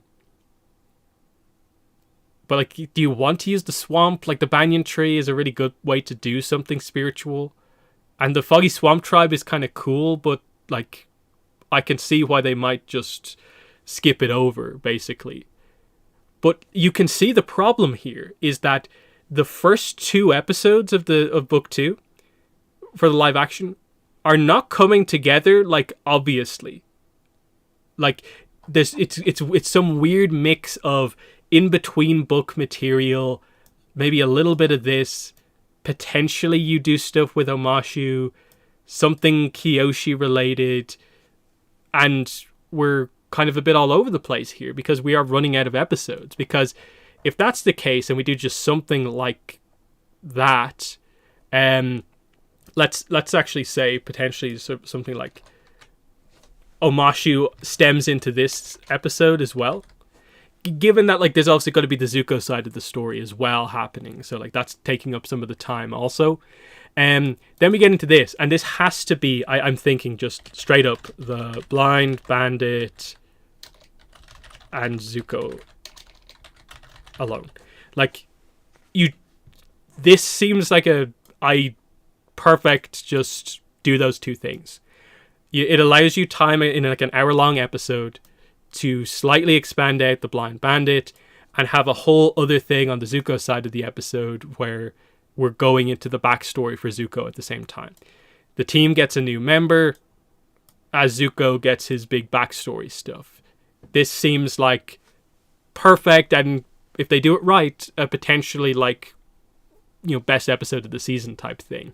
Again, a lot depends on getting the casting right for Toph. In terms of like, you need obviously an actor who plays the role in terms of the look right, but also gets that attitude right. And I think it could be a tough role to get the right person here, because there's so much expectation on this role above, I think, almost any other. It's probably going to be very challenging, especially because like they have to factor in the idea of like, they're going to be looking for like a 15 kind of 16-year-old Toph, not a 12-year-old Toph as well. So that's the other kind of part of it also. But I don't know, does anyone else have any other ideas for what the third episode might be about, other than this? Because what else do we have here? It's the Blind Bandit, Zuko alone. And this is where you get into the idea, is if you're introducing Toph here, I'm not sure you necessarily can do, and here's Toph is introduced, and then we also have like part of the arc with her as well.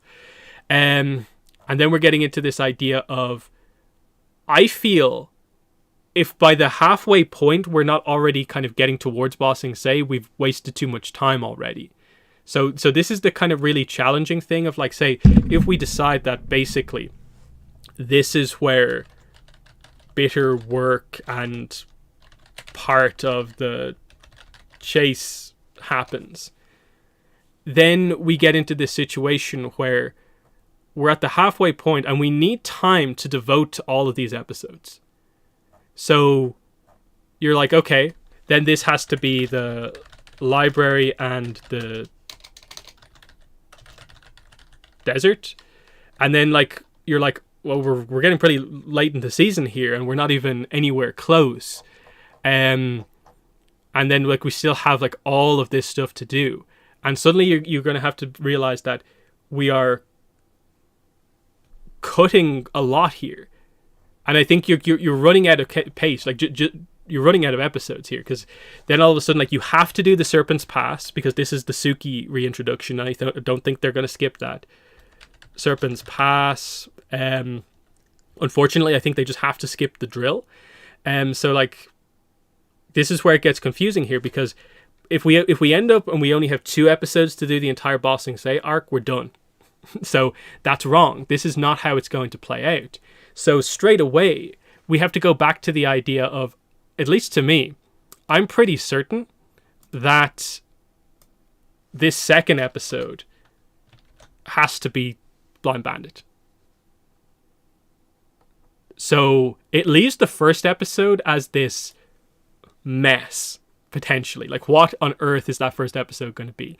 Where it's like Avatar State, Omashu, like you could do some Kyoshi stuff in here as well. Like, how do they do the first episode? Because you effectively are going to have to cover like the core of like 4 episodes.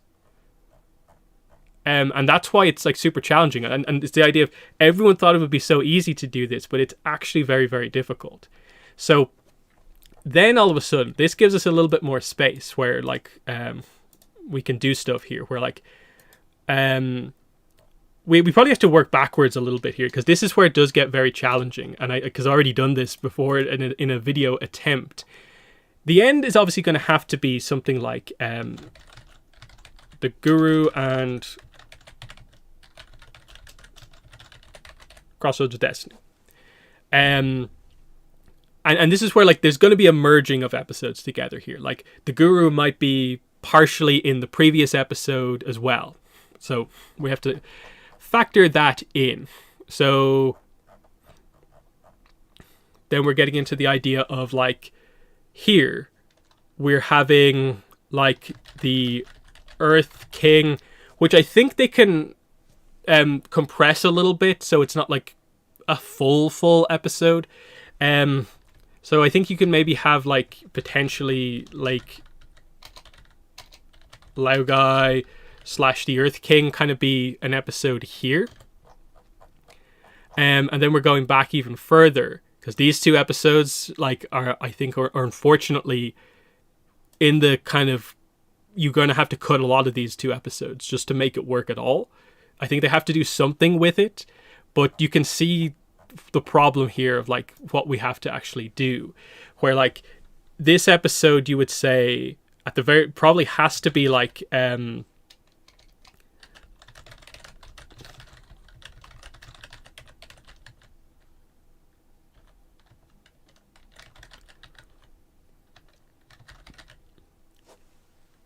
some sort of a mixed kind of episode like this, because you have to devote a lot of time to Ba Sing Se, because like they did 2 episodes for a basically 3 episode finale in book 1, but we have like basically the Ba Sing Se stuff like is really here. It's these episodes. It's like 8 episodes, but I think it's only reasonable. Most of this has to be cut. I don't think there's just any time to do most of what is in the Tales of Ba Sing Se, and there's definitely not going to be enough time to devote like an entire episode chunk to specifically Appa gets a full story. This is going to have to be maybe scattered scenes throughout episodes when he gets taken, and they have to do that plot point, I think. But I don't think you can actually make these substantial parts of episodes. Like, yes, they'll do probably Leaves from the Vine, I guess, remembering Liu Ten, but at the same time, did they not basically do a scene that gets across the exact same emotion in book 1 with the Liu Ten funeral scene? I get it, it's different, but that was in essence the kind of bigger reveal of like Liu Ten and all that sort of stuff.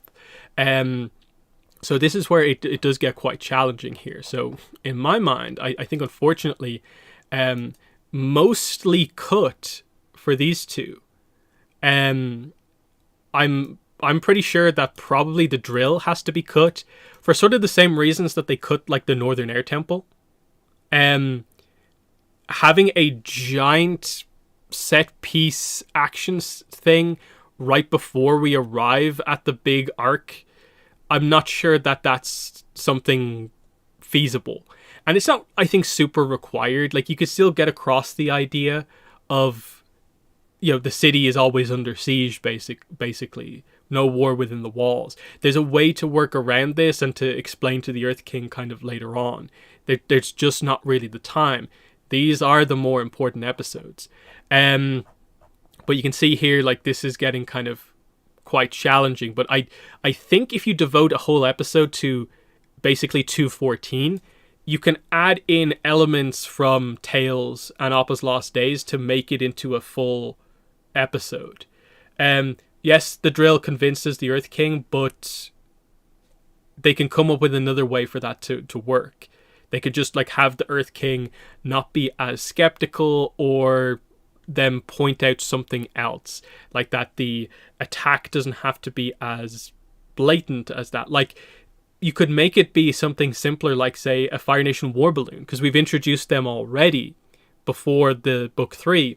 So you can change suddenly this giant drill structure into maybe the Fire Nation attempting to come in over the walls.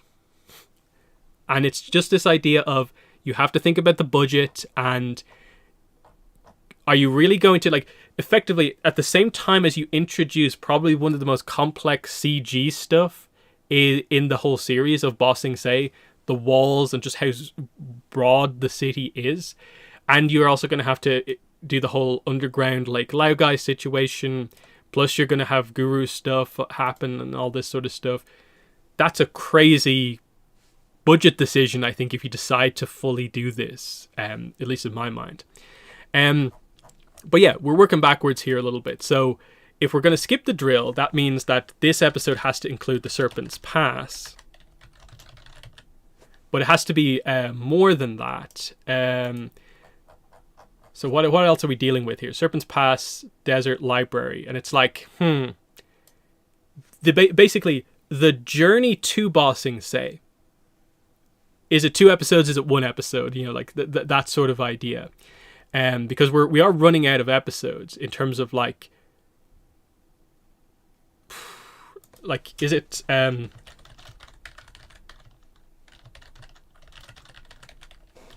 then like this ends up being like the desert and the Serpent's Pass. That way, what you're doing effectively is devoting 5 episodes of the 8 to effectively the main body of the episode of the series. And then you have 3 to cover the more scattered early sections. That seems somewhat reasonable.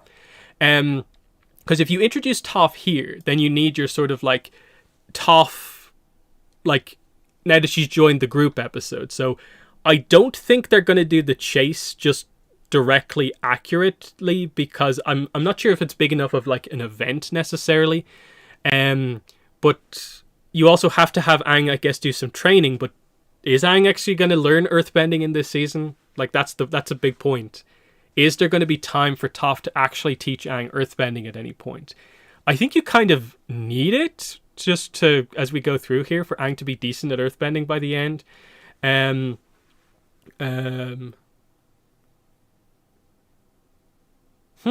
That's interesting.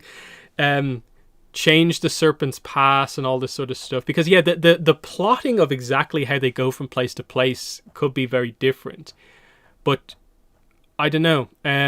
Because this gets into the idea of like Katara fans, I think, would despair if they got rid of the desert.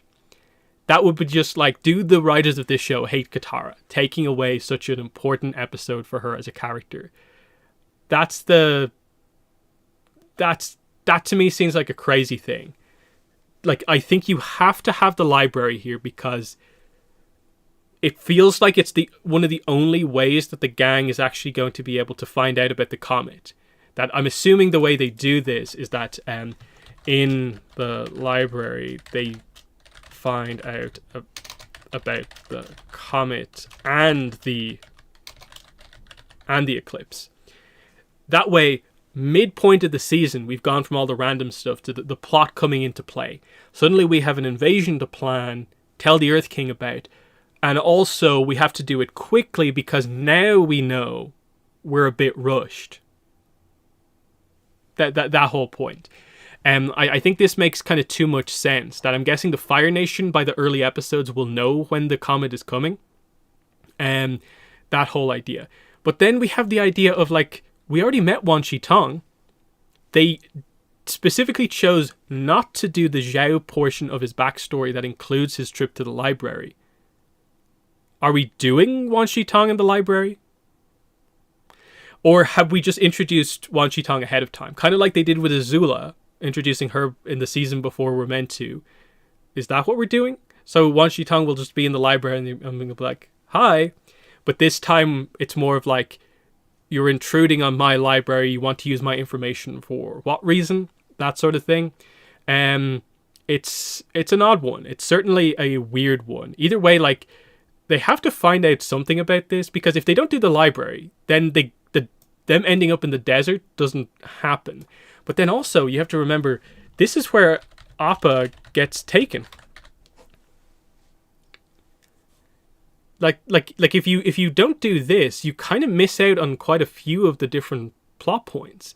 So I'm pretty sure the library has to be kept in. It's just too much of, I think, a central point. And they might have just decided that, hey, we'll just hide the library aspect of Wan Shi Tong. Because again, remember, he didn't say his name.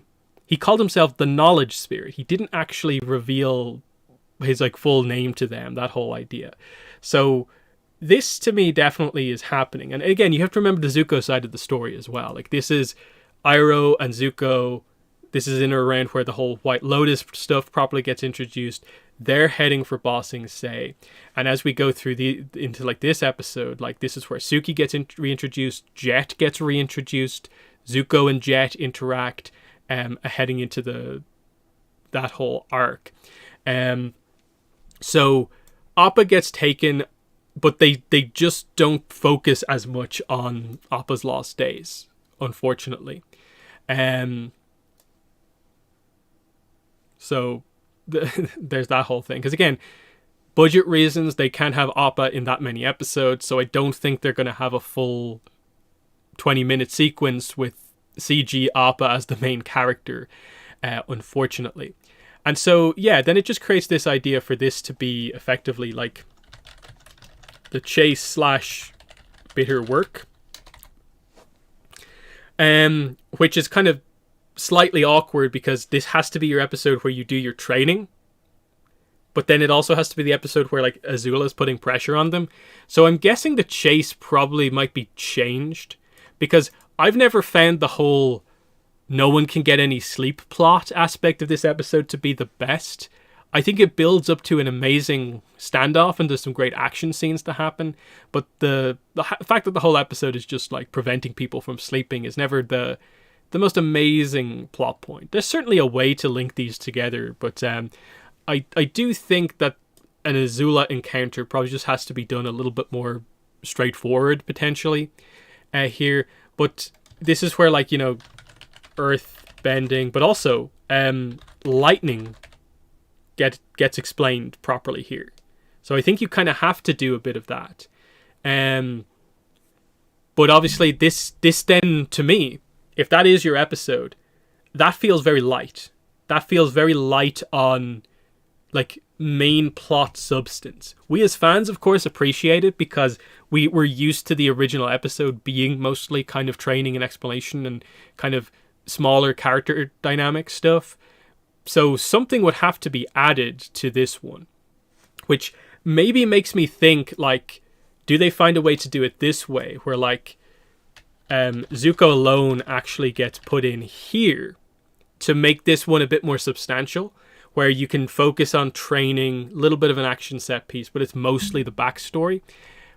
And then that offers you the chance to maybe have the Blind Bandit just be its own episode and really give Toph the kind of deluxe treatment in an entire episode. That's potentially a way to do it.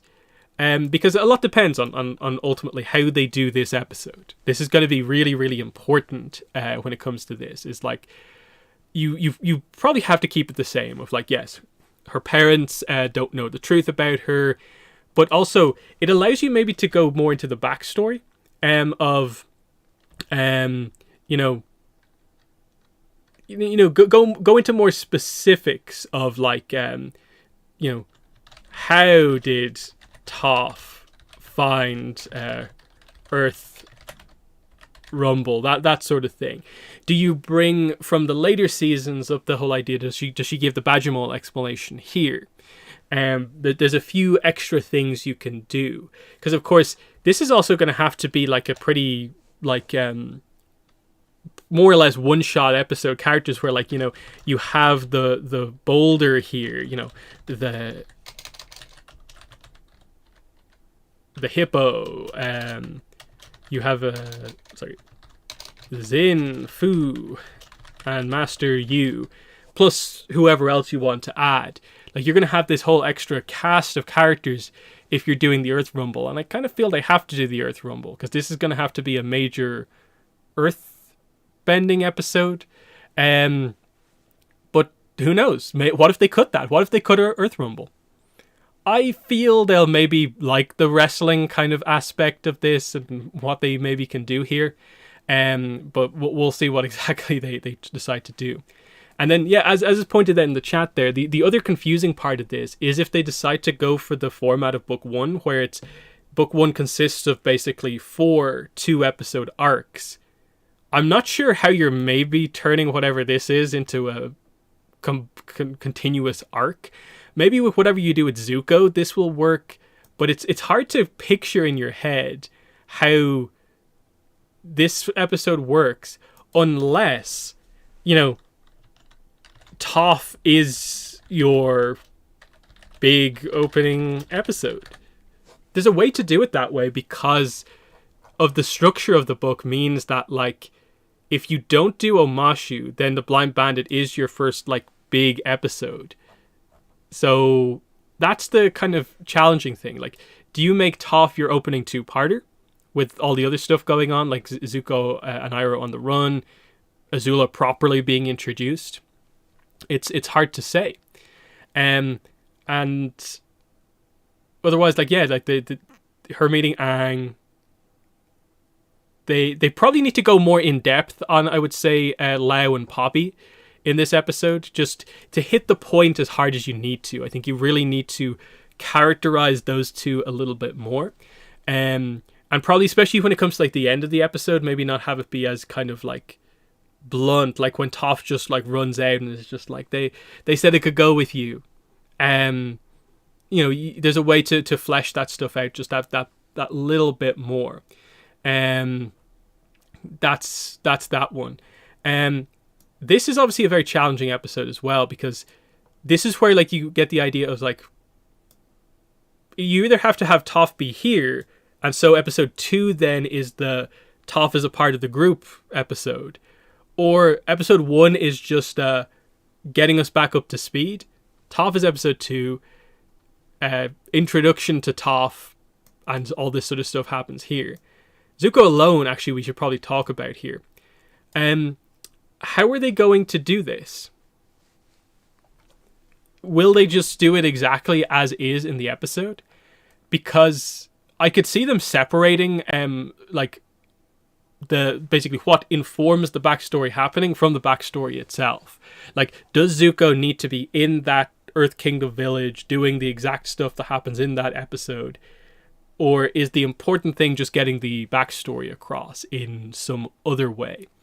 They could definitely have that happen, because that's what they did in the first season, is that Zuko didn't have the whole storm thing. Their backstories were not communicated by the storm happening in the present day. It was like different things that kind of facilitated that happening. So they could definitely do that here, where as Zuko is maybe training with Iroh to learn lightning, but struggling, he remembers kind of where his struggles started in a way, with the backstory that brings you into some of those earlier things in the family. Because obviously the significance of this is obviously going to be that, like, we're going to need Ursa and Azulon to be in here as well. And this is going to be really key. Like, Ursa, you have so much extra information to work with the search.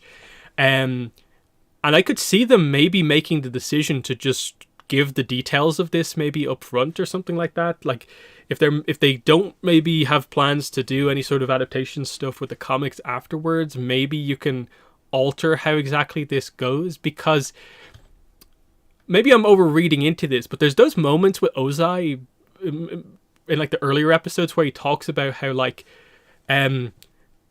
what he says to the resistance leader guy, like, don't talk to me about loss. And then Iroh even has another line where he kind of refers to the idea of, like, Ozai focuses only on the big picture and, like, victory and loss, but he doesn't care about those lost along the way. And they're like, and so it's this idea of, like, has Ozai lost someone that he cares about? And are they setting up something like that? But then it doesn't seem to be Ursa, because Ozai seems to look at Ursa and not like the compassion that he gets from her. And I don't know, are they going for some weird complex thing in this version of the show where Ozai did love Ursa, but he had to banish her, send her away, or what? There's a few things you can maybe do with that, depending on what exactly you decide to do. But Ursa is definitely going to be a very key situation here.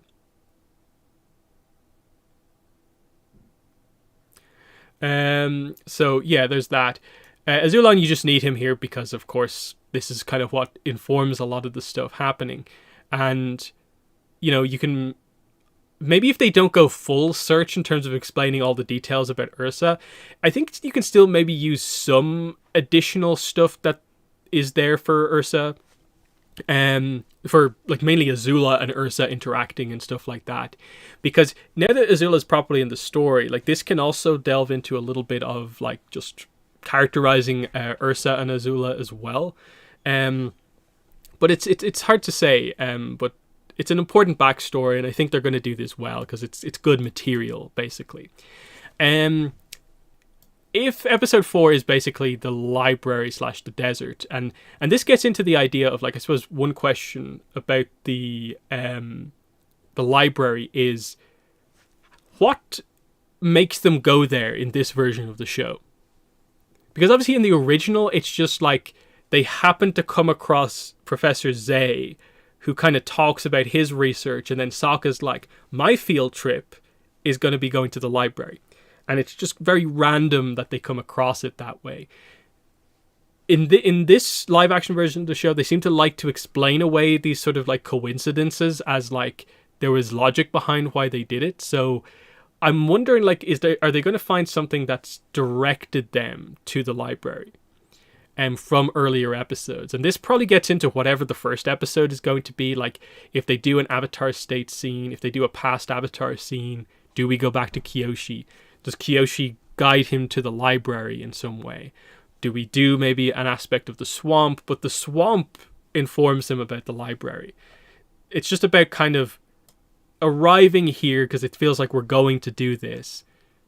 They probably would like to have a good reason behind why we're randomly going into the desert to do this. So do they just come across the professor and it happens exactly as it does, or what? Because I can definitely see them doing some sort of a thing where, like, we get a spirit scene and Aang gets a piece of information and then it's just like, I met that owl before, so you want us to go to his library? And it's like, huh? Connection between the seasons, like, let's go. So there, that's that whole idea. And then, yeah, the whole Zuko and Iroh splitting up. The timing on that, I suppose they can do just differently. Like again, like I said, the chase in my kind of vision of this is not really the chase. It's just an action scene that involves like Azula and crew. There's a way to maybe work this slightly differently. The problem is, like, if you do it maybe this way, you do need like a bit of space depending on what exactly you're doing. But if you separate them enough, you can maybe have it work out. It's confusing though, obviously. But it's hard to say. So the library, and then yeah, the library just has to play out as is. Like they go in there, they try to find out stuff about the Fire Nation. Interestingly, I suppose in this version of the show, like, because Zhao wasn't at the library, then that potentially means that the Fire Nation like wing of the library shouldn't be destroyed. So they might have an easier time finding out information. So they can kind of maybe speed run the library like a little bit. And it's just like, hey, you're going to use this in relation to a war. You could still have the fight against Wan Shi Tong, the need to flee, the library sinking, Toph on the outside, Appa getting taken, and the setup for the desert. Like, you could still do all of this stuff, basically. But I definitely would say, though, there is a certainly a challenge when it comes to, like, maneuvering all these episodes together. In terms of, like, we go to the library, then we have to spend time getting out of the library, out of the desert, and then we have to go into the Serpent's Pass, which feels like a kind of required episode. And again, this is assuming they don't make bigger changes. Like, what if, just for example, episode 1, we go back to Kyoshi Island and just like basically straight up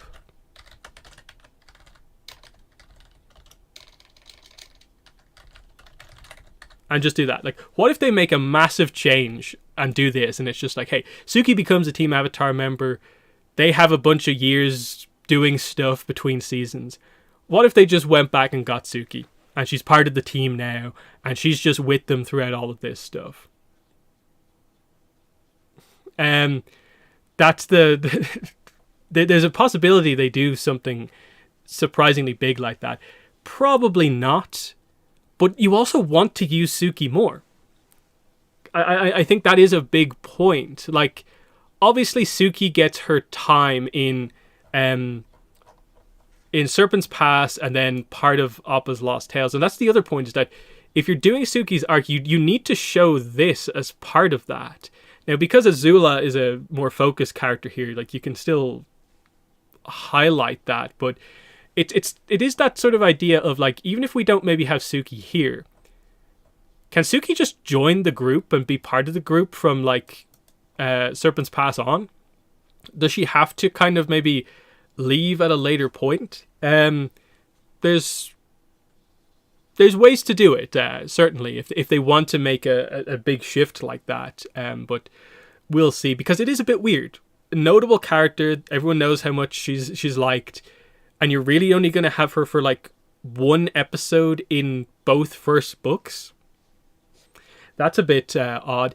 And especially with, like, potentially the way they might do season 3, it also leaves you with the idea that, like, Suki might only be in, like, 4 episodes of the overall series, maybe 5, depending on how you do the end of book 3.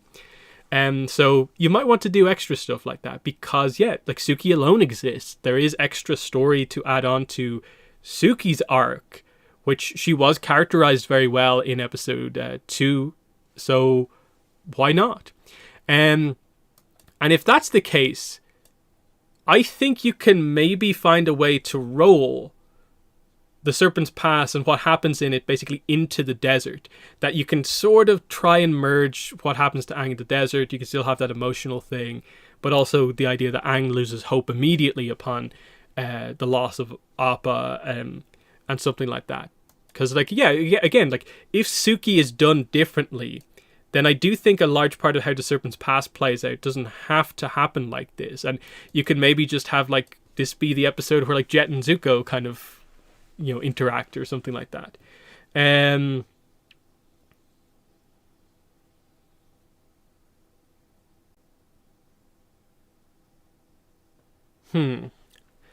So yeah, that's that. And then this is the idea of, like, I suppose this is the obvious question in chat.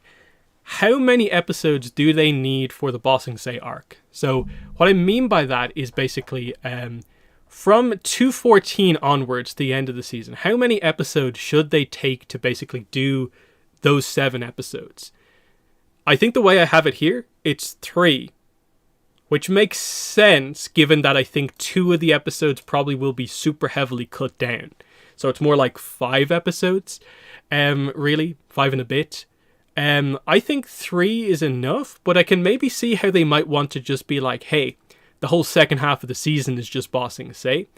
And that gives them actually some breathing room to maybe make the Tales of Ba Sing Se into, like, kind of maybe just like an original episode where there's more plot-based stuff happening in between 214 and 217. That's one way to do it. But again, it's all about the messiness of these opening episodes and how they do it. But yeah, like I said, I have 3 of them here, but the exact breakdown is going to be challenging here, because this would technically be the show's first, like, 3-part, kind of 3 episodes making one arc type situation. That's where it does get kind of challenging, because I think you need to have this sort of stuff happen. But and it could work, like, if they find a way to make the library in the desert, like, come together really nicely and maybe cut out the need for the Serpent's Pass. You open the door to, like, the whole second half of the season being Ba Sing Se, and that would give you room to work with, because this does feel kind of like pushing it a bit. Now, of course, we managed to do, like, 19 and 20 from season 1 in one episode, but I definitely have some issues with the way they did the finale overall back for the season 1. But let's see, City of Walls and Secrets, I think you have to do this pretty much everything that's in this episode. Like, this is your, like, the writing of Avatar is absolutely excellent throughout, like, this episode, this arc. You need to make sure you're doing amazing stuff with all of the different plots going on. How you do the introduction of the conspiracy within the walls arc. Like, you need a very good actor for Long Feng to get that role across really well, and how controlling he is. this needs to be like really, really, really good, because this is some of your best material, basically. And yeah, the question is really just like, how much time do they need to kind of let this kind of like shine, basically, ultimately. The more and more I look at it, I kind of feel like I would like definitely for there to be a little bit more time here. So like we get City of Walls and Secrets, something else, and then we go into Lake Laogai. But it does feel like unless they really add extra stuff onto City of Walls and Secrets, like you kind of just do have to go into Lake Laogai then immediately. Because that is effectively the thing here, is that like this is part 1 of the Bossing Say arc, and then 217 is basically part 2. So that's the whole situation there. Because the only really significant Tales of Bossing Say stuff is like Iroh's tale, and like Momo's tale acts as kind of the setup effectively for Appa's Lost Days. The others aren't like important necessarily, because like you can have what effectively happens in the other tales happen elsewhere. Like Katara and Toph have a notable emotional scene in another episode. It doesn't have to happen exactly here. And then like the Sokka one is a bit random. The Aang one with the animals is a little bit random, and it's like for budget reasons I don't think they're ever going to do that. And you have that sort of thing. Zuko's tale is interesting, but it feels very much like, I don't know if you have time for that. Jin, as much as I'd like to see Jin, I'm not sure if we have time to do a lot of what this is in this episode. And sort of similar with Appa's Lost Days, is like there's probably a few scenes you have to hit, but beyond that it is tricky. The Earth King is an odd episode. Depending on how they do it, you maybe don't need to do as much of this as like you think. Because like, are they going to have the whole arc of like Zuko basically with his choices makes himself sick for a while? Because they're going to do the Blue Spirit thing, I'm guessing. That Zuko frees Appa, that creates his slightly different arc here of like, he's going down the Iroh path and he's going to come out of it better for it. But Azula comes into play here at this point and changes the course of events, basically. But like stuff like potentially the action set piece at the start of this episode where they just like go crazy and like barge in through the doors. Maybe you don't need that, but you know, how much time are we really saving here ultimately is the question. And so there might be a case for like some of this is split out slightly differently over the season.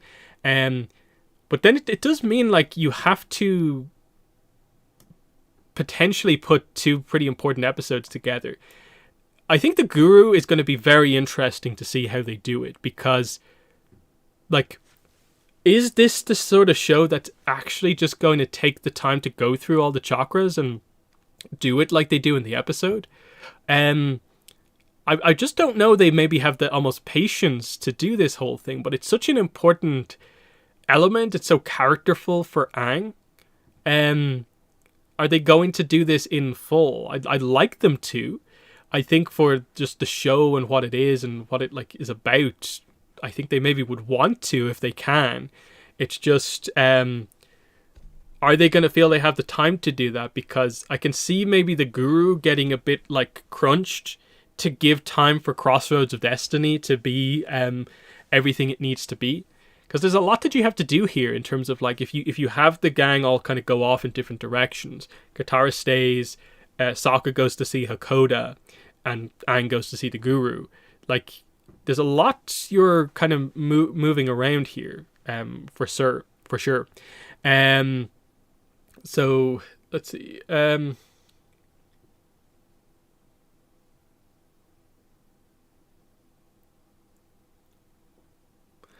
Actually, that's quite interesting. Let's see, an idea from the chat here. How about Appa only gets temporarily captured by Azula, along with Suki? That way you can still have some emotional impact from the separation. Suki kind of leaves after this, and Azula gets a thing to do. That's actually an interesting kind of way to do it. Instead of the capture of Appa being this whole saga, that it's more of a just like direct kind of plot point of like Azula has taken Appa for like an episode or two or something like that. That's actually maybe a pretty good way to do it. That way, like, Appa doesn't necessarily have the whole saga that he goes on his own. It's just he's been taken a little bit. It gives Suki some focus, Azula some focus. Like that actually could work because it actually kind of cuts down on like an episode or two. It kind of feels like it's a way to do it, and especially like you could theoretically do that at an earlier point in the season as well, depending on how it goes. But a lot depends on their plan for Suki if they do plan to use her more. But we'll see what happens.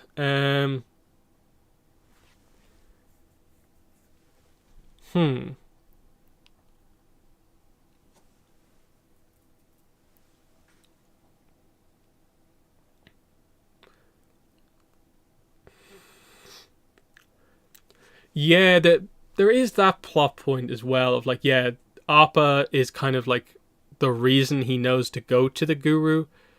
Because yeah, you have to establish like, yeah, why the characters actually go to these places in the first place. And how else would he get in contact if Appa doesn't go on his own to the other temple? But at the same time, they've already skipped going to one of the temples they were kind of meant to in the story, the Northern Temple. Are they going to do that again? Because otherwise, like, how do you do this episode? Like, the only thing I can think of is Aang learning about the chakras and the actual way to control the Avatar state doesn't have to happen here. If you introduced it in a much earlier episode that, like, potentially, let's say you do the swamp super early on, and like Hugh, and maybe some spiritual stuff with the banyan tree, explains to him the idea of the chakras, and that if you unlock all of these chakras, you can control the Avatar state. You can have Aang kind of explore that for like a couple of episodes in the season, that is his arc. That way there's not a requirement for like in the middle of your Bossing Say arc for him to go all the way to an air temple and then come back. Instead, he's dealing with it, and this is when it's all coming to a head. But it's already, all the information's like already kind of like in place. That's the kind of way you can do it potentially, because like the cuts can be done quite differently. But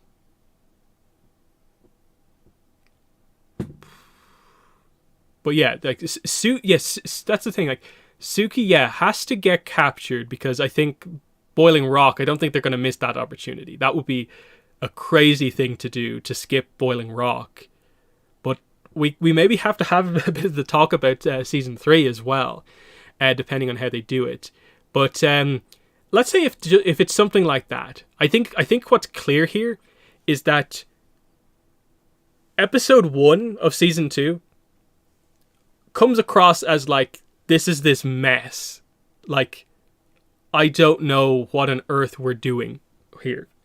2 feels like it has to be the introduction of Toph, because it feels like if you leave it later, in a way you're waiting too long to introduce Toph, and you're, I think, losing some stuff that you need for later in the season. So this has to be this. Episode 3, I think, is also potentially a challenging one, just in terms of how do you make a more plot-focused episode out of like the chase, bitter work, Zuko alone.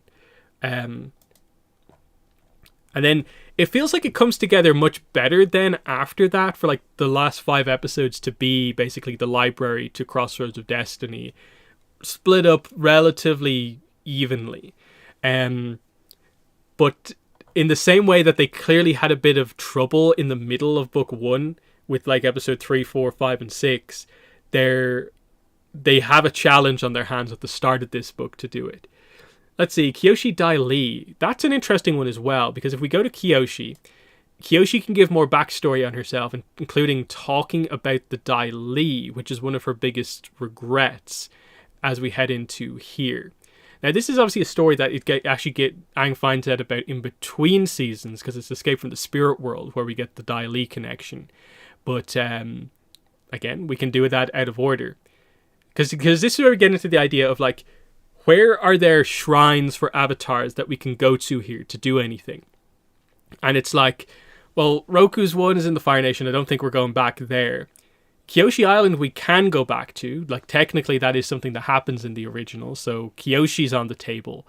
Karuk, it feels like we're done with, but you can maybe establish that like Aang had more time talking to Karuk before they left the north. Who knows? It's a tricky one. Yeah, that's actually interesting. Yeah, the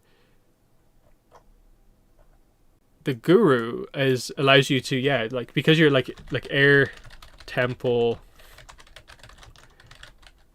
Yangchen Shrine. That makes sense. Certainly. Definitely. Yeah, because you're at the Eastern Temple, and that's Yangchen. So if you, I don't know, might they do that? Like, how would people feel if they just dropped Guru Patik for Yang Chen explaining the chakras to Aang? I like Guru Patik, but like, if they really want to use the past avatars, like Yang Chen basically doesn't really get used until Escape from the Spirit World and the finale. This is a way to use her before at that point. Certainly. Otherwise, it's kind of like, what else do we do?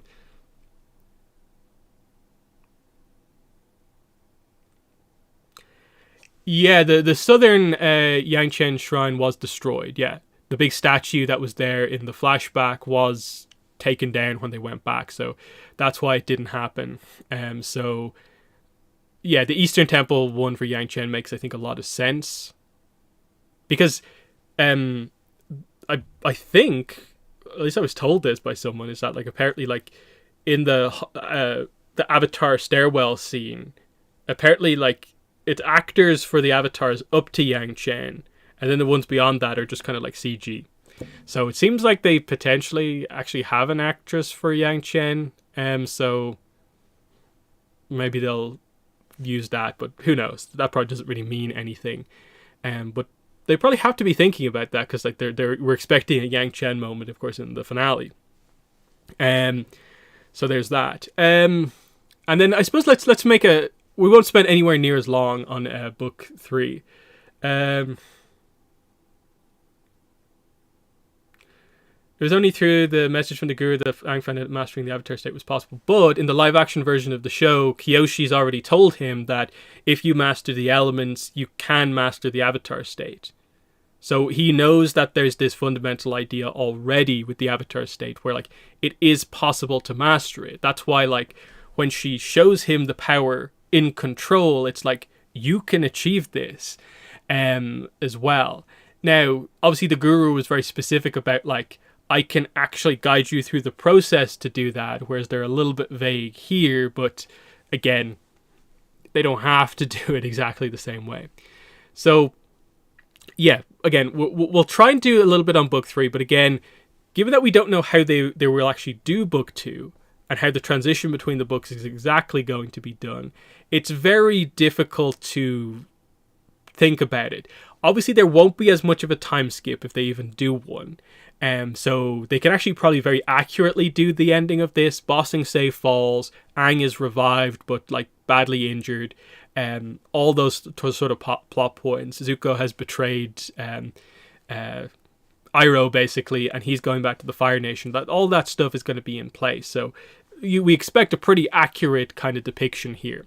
So, if we assume, once again, 8 episodes, how are they doing this? Once again, we have the problem, like book 2, of we start off with 9 relatively scattered episodes, where the important ones are obviously like the first episode. You would say this is an important episode, but they can tell it when they need to, basically. I think just this episode, purely from just everyone talks about it, something with bloodbending, Puppet Master, you have to do. I think this is an immediate cut. Maybe they'll include some of the Zuko side of things, but that feels like an immediate cut. And yeah, unfortunately, I just think they have to like make a decision on a lot of this stuff to be like, cut. I think you have to do some of these two. The beach, you have to do some of this. Again, can they devote an entire episode to it? I'm not sure, but this is one of those ones where it's like, you need to spend some time on the Fire Nation teens while they're together, but you can't do everything. So I'm going to put that in orange as like a in between. I think they'll like half cover it, kind of like maybe half cut it. And then like it's probably like a pretty similar situation with Sokka's master. Again, is there ways to like allude to this stuff? I'm not really sure, but it gets really awkward because like in terms of thinking about the episodes, okay, the awakening, you maybe focus on the Zuko side of things, not as much on the gang side of things. But then when you get going in the Fire Nation, it's like Sokka has an episode, we meet Piandao, and you know, maybe we can establish like some sort of a thing where aspects of these two episodes happen. All the gang gets to do their own thing, basically, while maybe the beach is going on for the Fire Nation teens. The Avatar and the Fire Lord, like, they could do something where maybe that starts the book, kind of like they did for book 1, where we saw a giant chunk of flashback at the start. What if they do it for, it's the final book, we're going to tell you how the war started, and we just do this like right up front in some sort of a way. That would be kind of interesting. The problem with that is that there's obviously the very, very important reveals for Zuko that require a bit of time to have passed, that you can't quite do if you do it that way. And that like it's important that like Aang and Zuko learn the backstory at roughly the same time. And like Iroh talking to Zuko again is timed perfectly with him getting the information about the war. And so, you know, he immediately his decision's been made that he's going to leave effectively at the end of this episode. And it sets up the whole kind of middle part of the season. So you might want to just keep that in place. But again, how do you exactly do the exact transition between a lot of these episodes where we go from like a bunch of maybe random episodes into this? The Runaway is one of those things where it's kind of like keep like Combustion Man, but like you probably like cut most of what that episode is. Just because, again, like we don't have time for like, okay, Aang focused episode, Katara focused episode, Sokka focused episode, Toph focused episode. You kind of can't necessarily do that, but you want Combustion Man somewhere in there. Again, for the same reason as like the Puppet Master. But again, how do you do the Puppet Master? Do you just decide to go full on horror because people love this episode so much and this just does actually get to be an entire episode? I can maybe see them like doing that here. I'm temporarily toying with the idea of like, did they find some way to sort of like mix the Puppet Master in with like the Southern Raiders a little bit? That maybe instead of maybe this being brought up, the Puppet Master happens like down here. That's a way to do it. Where like, because you've already done the backstory, you play more on Katara's want for revenge. And so she learns about this technique that she could use to defeat Yan-Ra, but she decides not to use it. That could be a way to do it. And then it saves you like having a bit of a random episode right before you start the big run of things. So we'll see what happens there. But yeah, Nightmares and Daydreams, outside of probably the... this is the episode where Zuko talks to May about being at the meeting and how he was the perfect prince, but he wasn't himself. I think you have to have that scene in there because it's important for Zuko to say that at this time. But the gang side of the episode, like, yeah, cut. Absolutely cut. And then again, we have this situation here where effectively, I would say, all of this here is like important. All of this. This is in a weird situation where, like, I would say, like, you have to do something, but no time to do a lot. I think that just makes too much sense here. Is that they can't just completely cut this. There will be a demand that something happen with this, but you can't do a lot of the Emperor Island players. And that's the whole kind of point here with this. So yeah, this is fine. Like, you can do those two. But you kind of get into a little bit of an issue here with these episodes where it's like the Zuko field trips of, like, do you give them their own episodes? Like, is Zuko joining the group an episode? Is Zuko and Aang going to the Sun Warriors an episode? Zuko and Sokka to the Boiling Rock an episode? The Southern Raiders, is that a whole episode? Because all of a sudden, like, we're just going like like 1, 2, 3, 4, 5 episodes just here, and then we're assuming we're going to need at least like 3 episodes probably for the finale, because I think 2 is probably stretching it.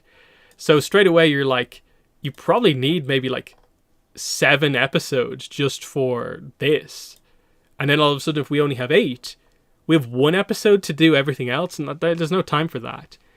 And I think people would be frustrated if you completely cram a lot of these episodes together, because the significance here is Zuko with like all the main members of the group. So he can't be with everyone at the same time. So this is where, like I said, I think for sure you need more episodes for season 3. If you have 1 more episode, like, you probably can do it just about, where like I said, but you probably need like 7 episodes to do all this, and then like 8, 9. But as has been pointed out there, what if they do something special for this? Like, they make the finale of Avatar into something bigger, but I would assume they'll probably give them maybe 10 episodes, which gives them, I think, a little bit more leeway, where you can do something like this. Puppet Master's still in a bit of a weird spot, but you can sort of see what we're going for there. And then, I don't know, you can maybe turn this into a 2-parter if you have to. Will the Boiling Rock, because it's 2 episodes, get like more? And this is where it gets kind of confusing, because it's like, do you combine these two episodes together? Because you could compress a lot of this, but it's like, should you? Because in some of these cases, there is only so much content that, like, the field trip to learn firebending, it's really important, it's really cool, but it all is also like, we're going a little bit off on a whole field trip here. So that's the tricky thing.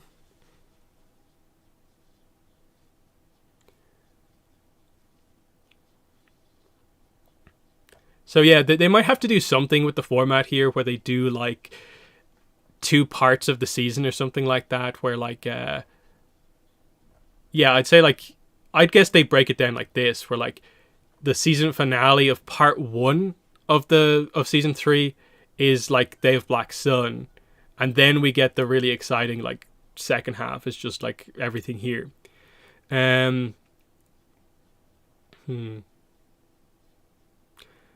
That's an important point. If Aang can only talk to the avatars in the shrines, then what happens on the Lion Turtle in the finale? I'm guessing they'll do a thing where they'll explain that, like, Aang has progressed enough, that he's spiritual enough, that he can actually draw out the past lives from within himself. In the same way that, like, he had to go to specific places at specific times in the early seasons, and then eventually he was just able to like meditate and connect with them.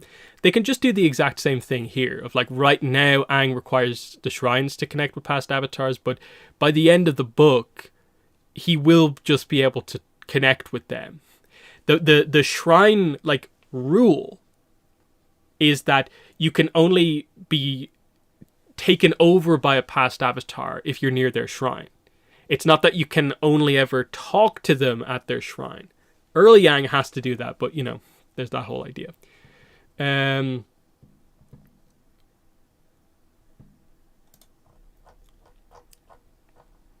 So there's that. And then I suppose, like, going back to maybe the season 2 stuff, I think I forgot to mention this, that, like, effectively the real forgot stuff from book 1 that they just, like, dropped that's sort of important is, like, this. And, like, do they try and incorporate this into, like, season 2 maybe in a different way? Like, are they going to use Zhong at all? Might there be any opportunity for Haru and Tyro to be used anywhere? Because, like, there's maybe an opportunity to make the first episode some weird kind of amalgamation of stuff like that. But it's also, like, the case that, like, there's weirdness there. Let's see, I hope they change the line turtle, never like that. No, I think the line turtle's fine. Like, I don't think they need to change it just because, you know, people learn what Deus Ex Machina means. You know, it works, it's fine, it's always been the plan. I don't think they should be like, hey, some people don't like this, so we'll change how they do it there. It's like, it's really important to how the kind of finale kind of like plays out. And especially because it fits so nicely in with the kind of lore as we kind of, you know, get it expanded on in Korra. I think it's it only makes sense to kind of keep it in and focus on it in that way. And who knows, they might even get an opportunity maybe in the library to like tell us more about the library here. And yeah, that's the other point here with a lot of the characters is like, when we get to the invasion, who's actually arriving for the invasion? Because we don't know they're going to include all these like minor characters. So if they don't do like the boulder and the hippo, who's actually arriving for the invasion? It's like, okay, the mechanist is there. So we have our technology. We have Teo there for some gliding kind of bombing stuff. And then it's like, who else? Like, there's not really that much going on. It's just like, yeah, it has to just be like the Southern Water Tribe kind of forces. And then we haven't even really got around to doing that ultimately. So let's see, can you show us breakdown of what was or was not included in season 1 so we can compare? Okay, let me try and do this. So, okay, so they included 101, they included 102, they included 103, I just say like mostly, and they did 104. They did 105. They did not do 106. They did 107. They did 108. They didn't do 109, though they included the fact that a waterbending scroll was a thing and alluded to it. 110 was in. 111 wasn't in. The storm was technically covered in terms of like, we got the Aang backstory part of it. We got the Zuko part of it. They were just put in different positions. And then there was no like fishing trip part of it. So we did that. We did 113. We didn't do 114 like at all. Botto of the Water Tribe was turned into Sokka's like backstory before Hakoda even left, but we didn't do most of that episode, though June and Nyla were in. So like you'd say like elements of 115. 116 was completely excluded, and then like again, you know, 117 like partly, and then 118, 119, 120. So you can see the idea of like kind of what they did here in terms of like they obviously heavily compressed 3 into like not that much. They expanded on this episode. They expanded this in mainly based on the location into like a quarter of the season, effectively. They gave this early attention, but it was mostly dropped to bring elements of 120 in, because like Hey-Bye is not important. So like again, you would say like this is lesser used, but it was still here. Like effectively a whole episode inspired by this. 108 is obviously quite heavily changed in terms of like plot reasons and what exactly happens, in that like Zhao doesn't end up at the fire temple, Zuko doesn't end up at the fire temple, but we still go there. Jet is moved into Omashu, but we still effectively do the plot of Jet, not as in detail, but we still basically hit all of the beats. The Blue Spirit is done as accurately as they can. Again, somewhat quickly done, but it's done. Like I said, parts of this are in here, some parts of it aren't. And then Teo and the Mechanist are moved in here, and this is done mostly accurately. So you can see the kind of way they did it, where it's like, this is the first episode, this is the second episode. The third and fourth episodes are this, and that's the weird thing, is that like no one I think would have ever predicted that we're halfway through the season and we've effectively covered 5 episodes of the original, and that's the kind of weird thing. And then the idea that like we're 8 episodes in, but like we're like 6 episodes into the Netflix show, but we're only basically up to 8. And it's mostly the idea of this is brought forward, this is brought up, this is brought forward, this is brought forward. And then this happens. And then we jump straight from here to here. Like, this is sort of like out of place. Like it's the general structure of the season is kind of turned into basically like this, in terms of the way things are actually ordered, because they basically take the episodes from the gap here and just kind of place them where needed here. And that's obviously because book 1 works in a way where you have a plot-focused beginning and end, but a lot of the stuff in the middle is a bit all over the place because you have so many kind of random episodes. So this, I think, analysis, mainly for like book 2, I think you have to say applies to like this stuff of like, if you work it that way, you're kind of like, okay, so they'll take elements of like 1, 4, 5, 8, 9 and drop them in the important sections in some way. But does it work as smoothly here as it does in other things, where like they managed to make it work kind of nicely, where Jet in Omashu, Teo and the Mechanist in Omashu. But like, can we do that here? Because like, you're kind of thinking like, can we go to Omashu? We're undercover.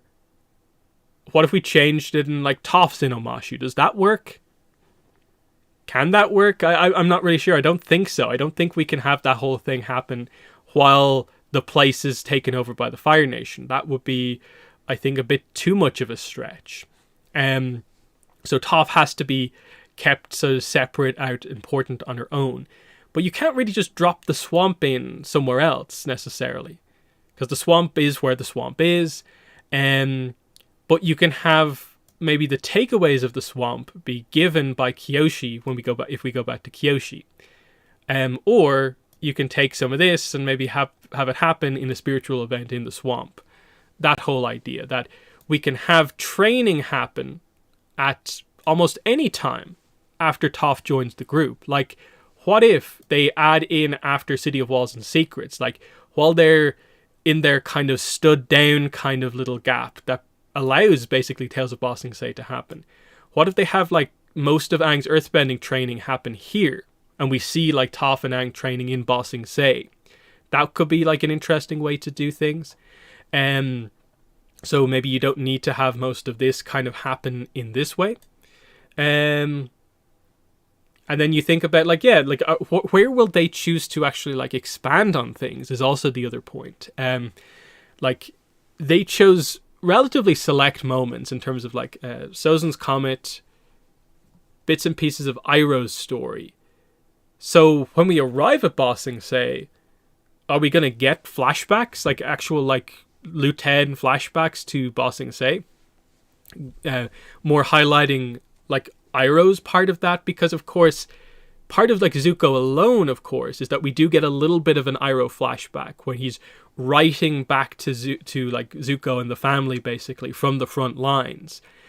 So that would at least ask the question of like, oh, are you going to show that?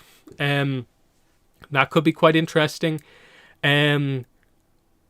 Jet, like when we get to Jet in the City of Walls and Secrets, like, do we do more with him? Like, will we actually go and explore maybe his backstory with the rough rhinos or what happened there? Probably not, but I think you could still use him in much the same way that was kind of presented here. Suki is obviously a room for expansion kind of type character where the way she explains what she's been up to, I think you can add in stuff from Suki alone there to actually like give her more of a kind of main character arc with her reintroduction here. That can be presented, I think, pretty well. Otherwise, like, what else can you really do here? Aang Appa backstory, do you do that?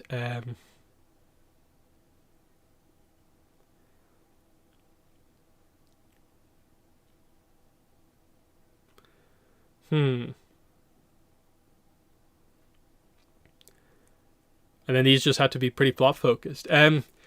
What's this? Picture Zuko and Saki as cellmates. I assume that's meant to be Suki.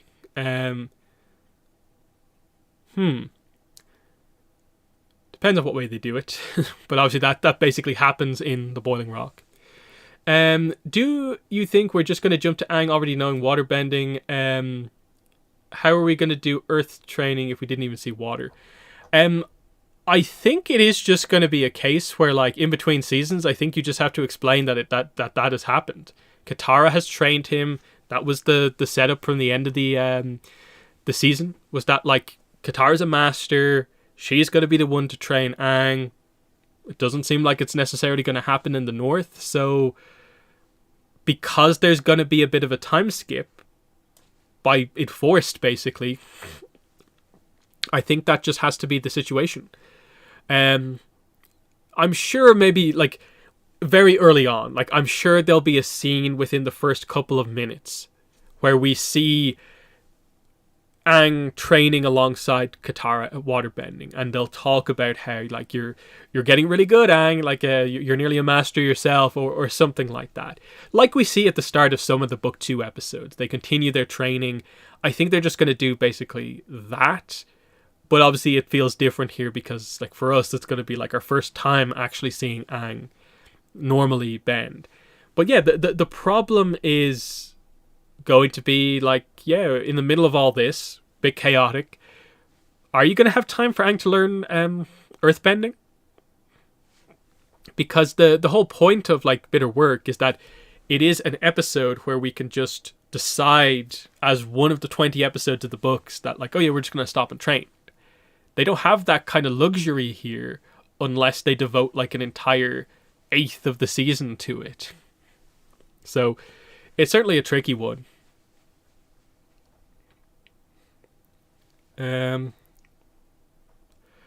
But what else? Yeah,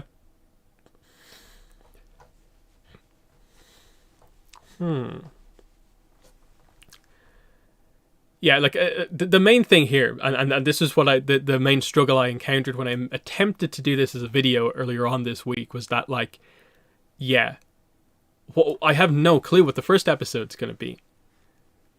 Like, is it Avatar State? Do they actually go to Amashu? But if there is a time skip, I don't think it maybe makes sense. That, like, they wouldn't know that it's already been taken over, but that they go anyway because it's Boomy, and they do it that way. And there's a lot of moving parts. And then, like, I suppose the question maybe I have here is, like,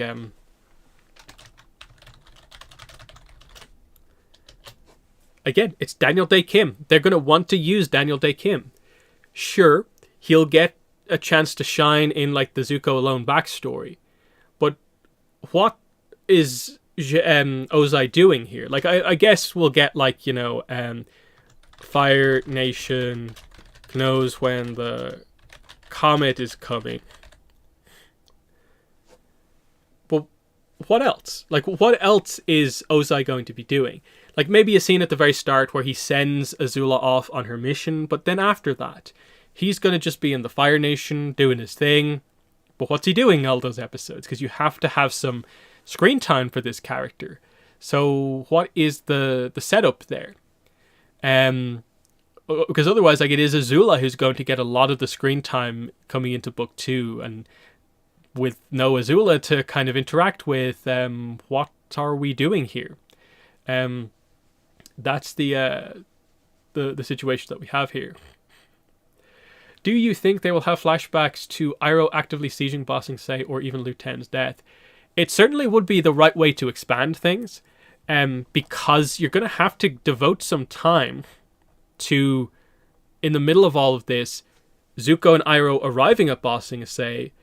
There's going to be some questions and like need to kind of respond to the idea of how do you feel being back here, especially after we had those scenes in episode 4 with the Earthbender captain talking about the siege of Ba Sing Se. So are we going to see any of it? I think perhaps maybe they do show something, like, because we don't know the specifics about what exactly happened. We don't know Lu Ten that well. Like, even in the main canon, like we're only just going to, I suppose, in the coming months, find out more information about Lu Ten when we get the new RPG material. And that's going to be pretty exciting. But will they say anything of note or not? And it's hard to say.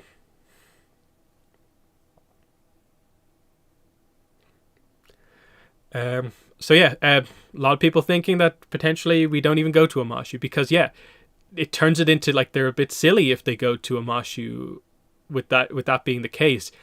But then if you don't go to Amashu, you have taken out like the one super important episode in your first 5. And that maybe suggests, are we going to start straight away with the Blind Bandit? But I don't think you can, because if you start there, that makes sense for the gang. But then Zuko has all this stuff that happens across the early episodes. So it's tricky. Because obviously, like, it makes sense that the gang immediately at the end of the book want to go to Amashu because they don't know it's been taken over yet. But in 3 years' time, with them traveling around, there's no way they don't know Amashu's been taken over.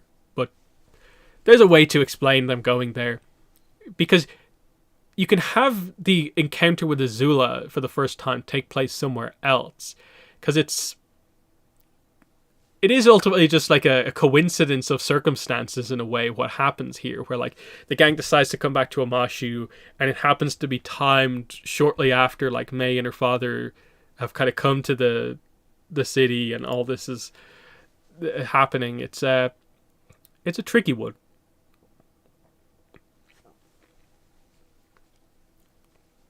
And a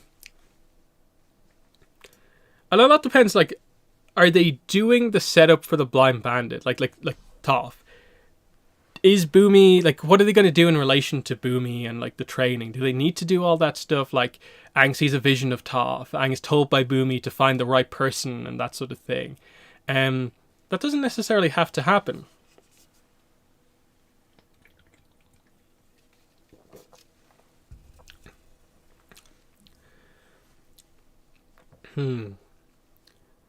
That's one way to do it, like years of preparing for a big attack on Amashu, but like they need other characters with them, but they don't really have that. Because the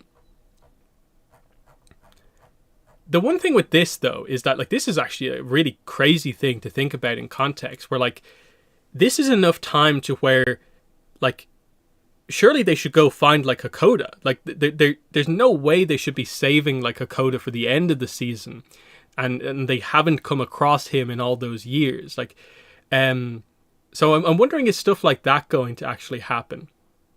Where, like, surely they came across each other in all this time.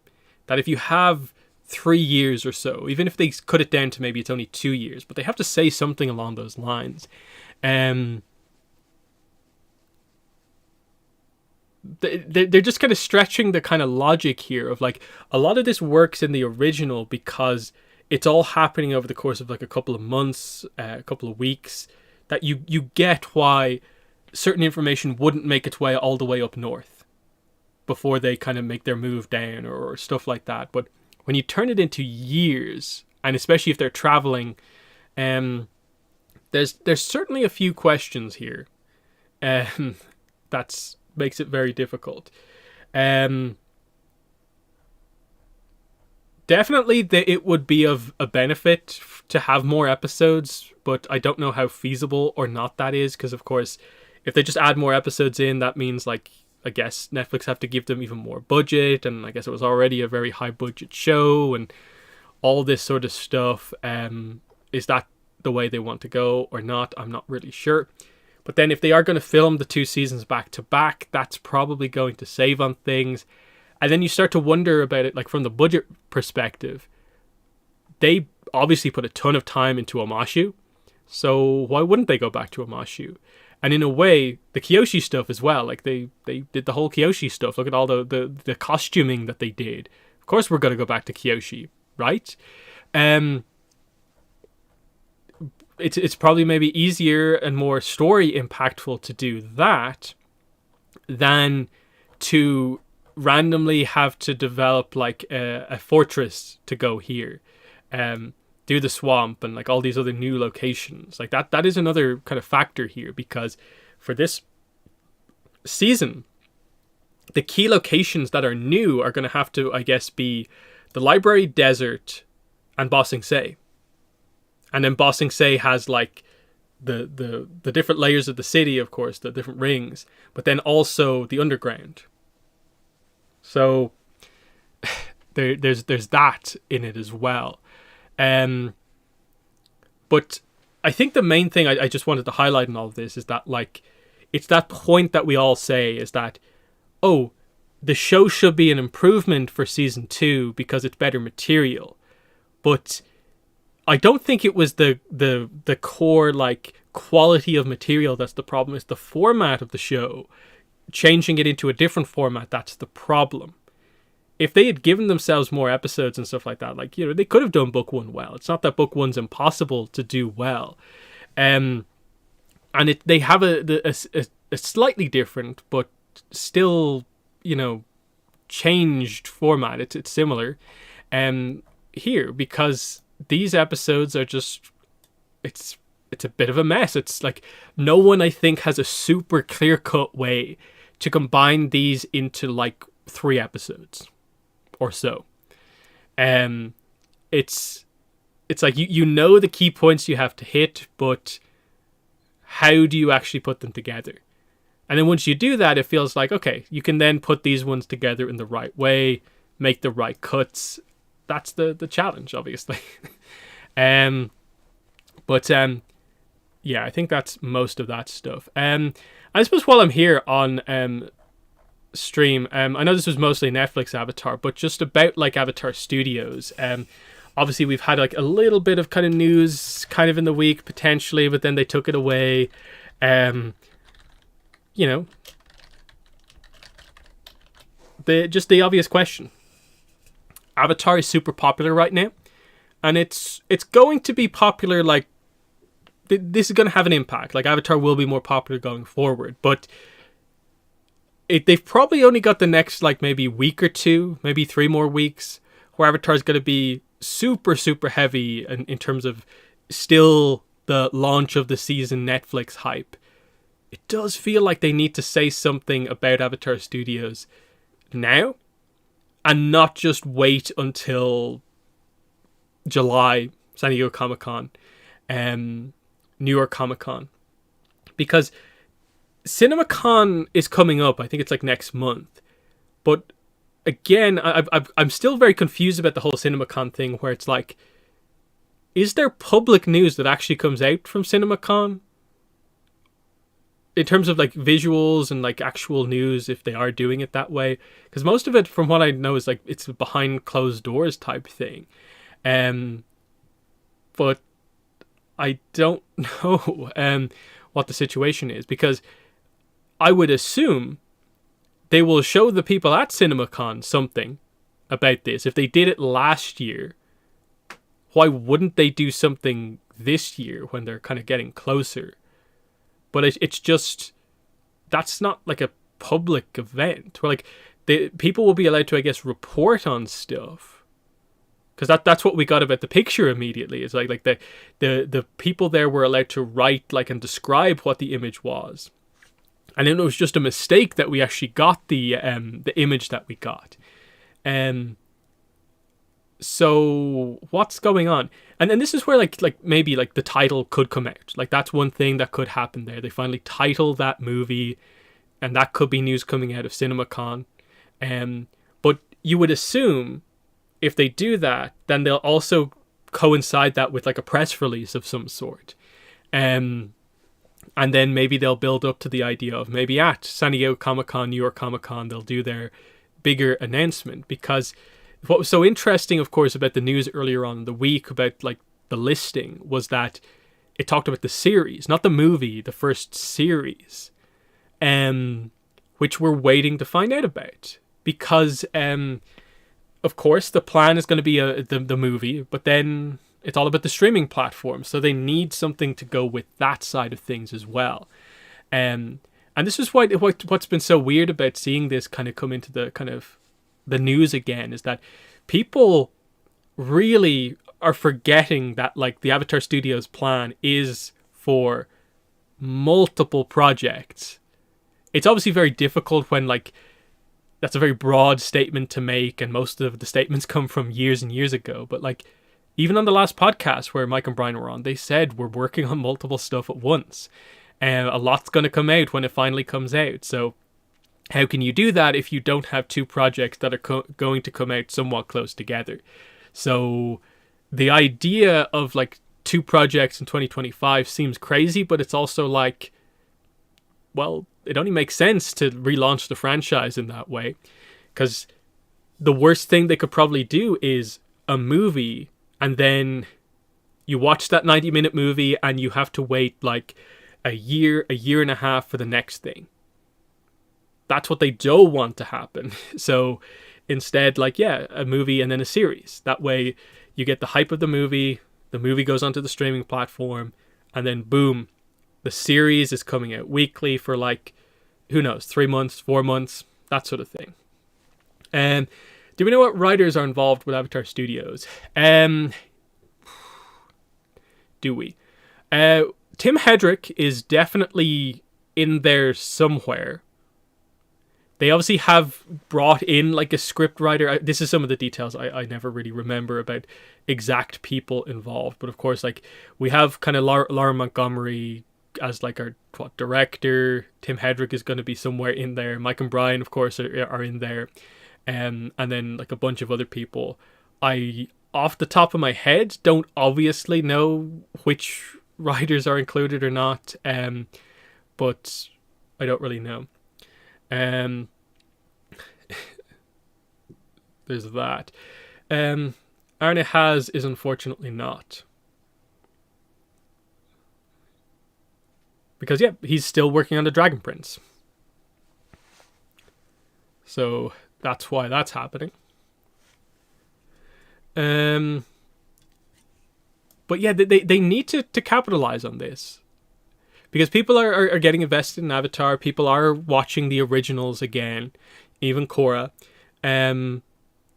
They need to get the information out there about this. Because I think it's in a pretty bad state. The whole idea of this. Like, okay, cool, we have a website, but there's no information on it. Like, it doesn't even make it clear anywhere on the website that Avatar Studios means new content is coming out. They need to sort that out. Definitely. And so the announcement of that movie clearly needs to happen so that website can be updated with super clear new movie 2025, plus all the other stuff, because they just need to at this point kind of get across what their plans for launch for Avatar Studios really are. And this is where like it is so unfortunate that publishing has kind of failed us a little bit this year, mainly the comics, that like we're still a really long way away from the first comic. Now that it's only coming out in August, and the Mako comic has been so heavily like delayed, it seems like it still hasn't been solicited. Thankfully we got the kind of look of like the Roku novels kind of been delayed and then undelayed, so that's good. Novels are back in the right position, but otherwise it's just a weird spot. Let's see. Do you think there's any hope that Avatar Generations is coming back? No. It's definitely gone. But the hope is obviously that the new game, Avatar Legends, Realms Collide, the hope is that game does really well, because they've not put out too much information about it, but obviously there's been a little bit of data mining work done, so we know a little bit, some pieces about it, like, so, some of us know who the spirit is, the dark spirit that's worshipped is. But I don't want to spoil it, obviously. That game, I think, has the potential to do a lot of what Avatar Generations did. So that's the main thing there, is that, that new mobile game, if they do it right, obviously it's not this exact same type of game, but it could end up doing the same types of things, where it gives us new art, new story content, and that's really all we want as that sort of whole idea. Preferred episode count for the new series. Okay, yeah, that's actually a good question. Is that like a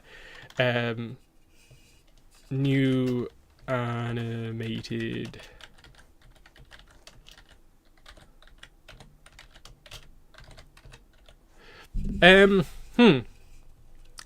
let's see. New animated series episode counts. So it's one of these weird things where it's like, I would like it to be 20 episodes. Like I'd like it to be 26, honestly, like kind of older style kind of episode runs. But I think we probably know they're going to be working with the kind of like, if it's a main series, that they're going to probably do 12, 13 episodes. That just seems to be their style of doing things. But I think my preference probably, and I think I've said this for a while, is probably somewhere in between. Like, give me like 16 episodes. I'd almost be a kind of like, write your plot as if you have 12, 13 episodes, but then just make the show 16 episodes. So you have room for some like more random episodes, because I think that's the takeaway from probably Korra. And then the live action basically trying to do book one of Avatar as if it's like a season of Korra with a really serialized story, is that you need to allow time for your characters to like breathe and have like a fortune teller episode happen, have a waterbending master happen in the middle of all the big plot stuff happening. That's what like the Korra characters never quite got. Like the plot was so relentless in like basically every season of Korra that we never got like just the chance for our characters to just be like, we're just having fun times with Asami in this episode. Like Asami's just doing kind of some things here in between the middle of the plot. Over here, like here's like Mako kind of meeting this other minor character and this thing happening.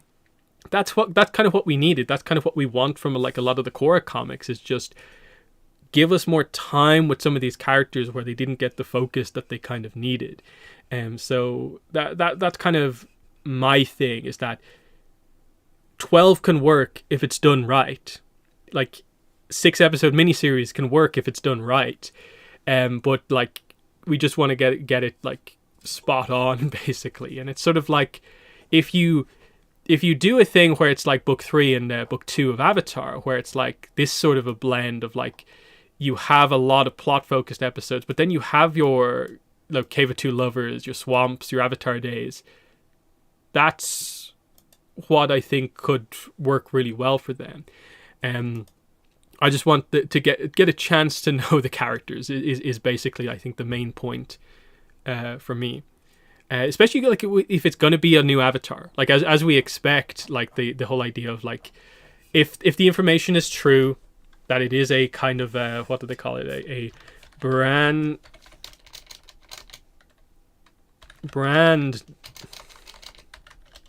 new avatar. Why am I struggling so much to type this? Brand new avatar. If it is that, and it likely probably links into the Avatar news rumors about like it being the Earth Avatar after Korra. It's just like, give time to explore what your new era is about, and to give a character arc and all this sort of stuff. That's what it's all about.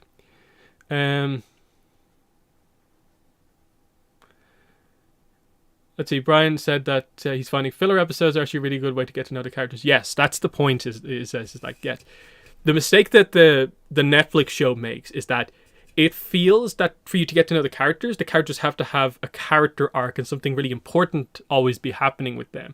But I think what you learn from book 1 of Avatar is that you can learn just as much about a character when they're just doing random stuff as when they're dealing with their main character arc. And you need both to happen. So that's the big thing. Yeah, once they have multiple seasons confirmed in advance, there should be room for kind of breather episodes. Yeah, that's probably a big point as well. If they know going in that, you know, they're doing like 4 13 episode seasons, then they can be like, oh, okay. Season 1 very plot focused, but we can actually slow things down a little bit for season 2, build things up again for season 3, and so on. That's an interesting point. The show has revived the whole Katang Zutara debacle on social media. Yes. To be fair, in the fandom, it has never gone away. But yes, it's still going on. As more and more time has gone on, I grow to just really dislike the shipping aspect of like a lot of fandoms. Just because it's like, I just realize more and more, like, I cannot bring myself to view these shows through that lens where all I care about is just a ship happening, and it's just like, do you guys like the show beyond just the ships, or what? It gets to that level where I'm kind of like, okay, that's weird. And so that's why like I basically never talk about shipping. I just kind of talk about like what's actually in the episodes, and we kind of go from there. Because it's such a weird thing, especially because the reason Zutara and Katang kind of just is this never-ending debate is because there's no actual discussion happening, because Katang people are talking about the stuff that actually happens in the show. And then Zutara people just talk about like all this kind of theoretical stuff and like what the writers have said about like concept stuff, and like it's so unclear like the exact details of all of this stuff, and it's like, what are we trying to do here? Like it's such a like kind of pointless discussion ultimately that just doesn't go anywhere. So that one thing I really hope is that if there's romance in the new like series or whatever, that they do it more like Avatar and less like Korra. And that is like, don't manufacture your own shipping drama. Do romance if you think it like adds to the characters. It took them way too long, I think, in Korra to realize that.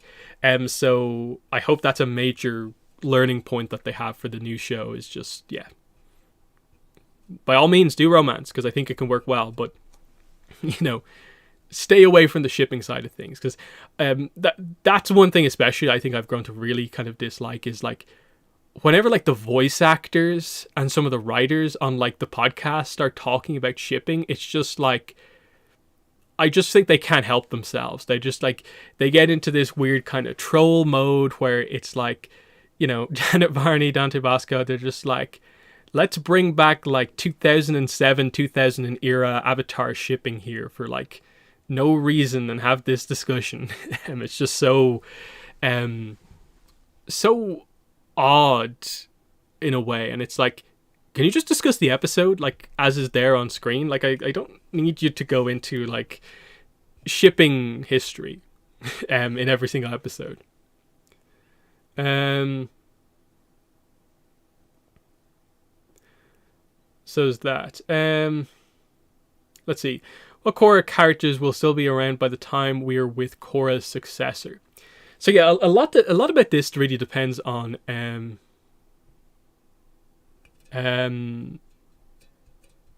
like Korra, like how long Korra lives ultimately, and like, are we doing this like where Korra is a very long-lived avatar and we have really switched up the era here, or does she have like a normal-ish life where we're talking about Korra dying when she's in her like 80s or something like that?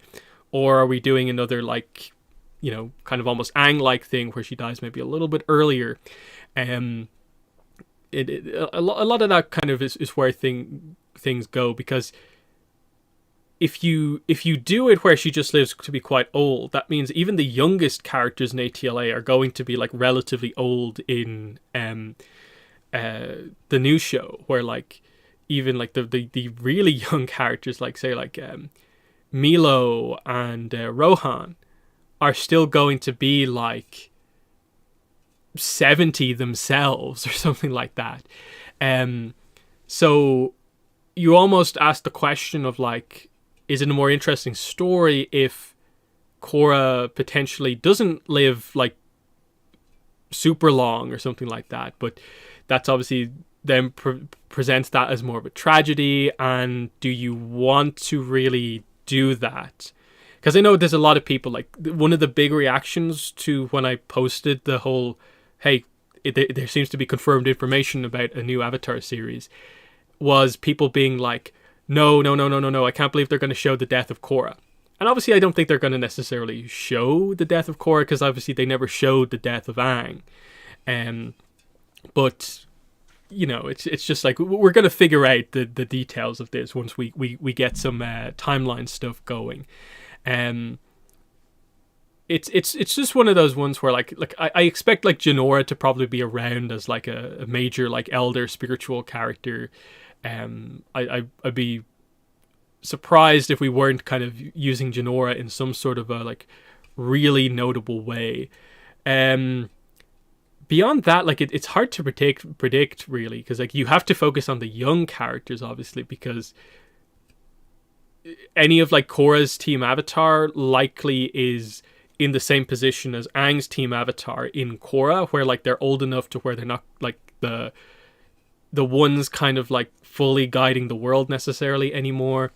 And so yeah, we're kind of talking about like Tenzin's kids and that sort of thing. Like it's hard to actually predict a lot of it. But yeah, like a lot of it just depends on like they just need to kind of present the era pretty well and plan it out all well.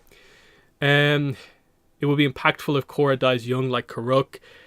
Like, it is the way to potentially make the next era kind of more interesting in a way, because it allows more of the characters from Korra's era to play a bigger role in the next era.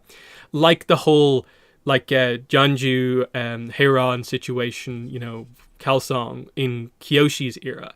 That actually works kind of well, where you still have the legends of the previous era like still in their prime basically, which is always an interesting concept. Iroh in the spirit world, yeah, like there's always the opportunity for stuff like that as well. Jinora, you would say if a lot of time passes and maybe even Jinora has passed on, Jinora feels like a prime candidate for someone who would become a spirit. So, you know, regardless of what happens, you'd expect Jinora to be around, at least in the spirit world in some way. What to do with the body of the Avatar when they die? No idea. Because we don't really address a lot of that stuff, so that's pretty dark.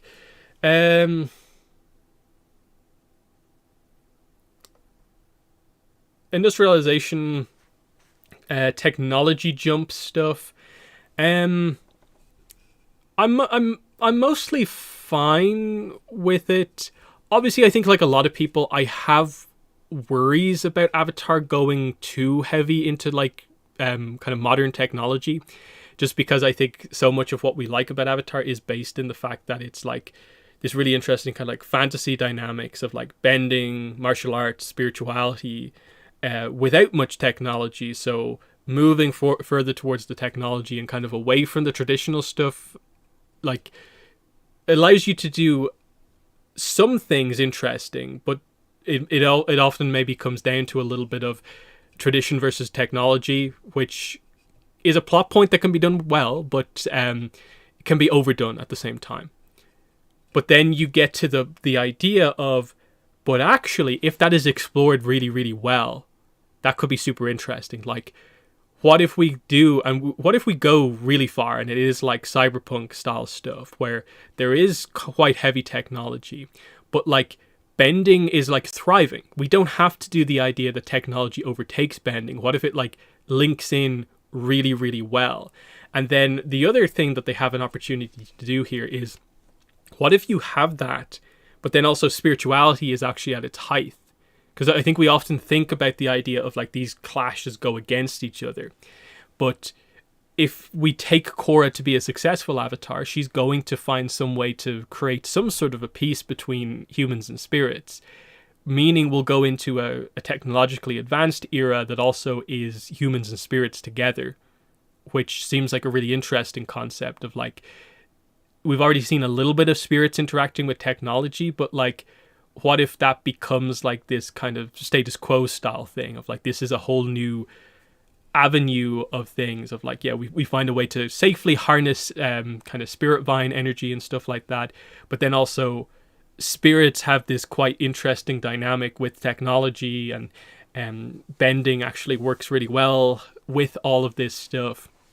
And it's just like, everything's working perfectly.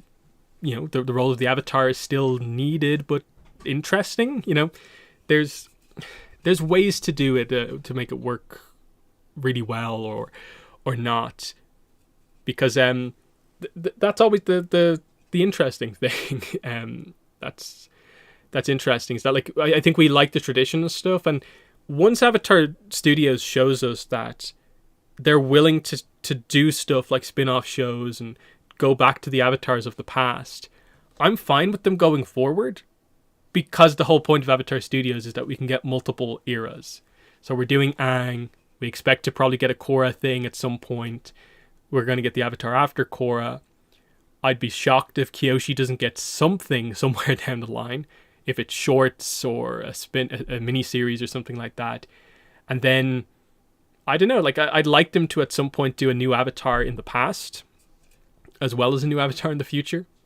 But that's just some interesting ideas, and this is where like, I hope they have that stuff like planned out well overall, because I wonder how, like, if the plan is obviously like let me type this out actually.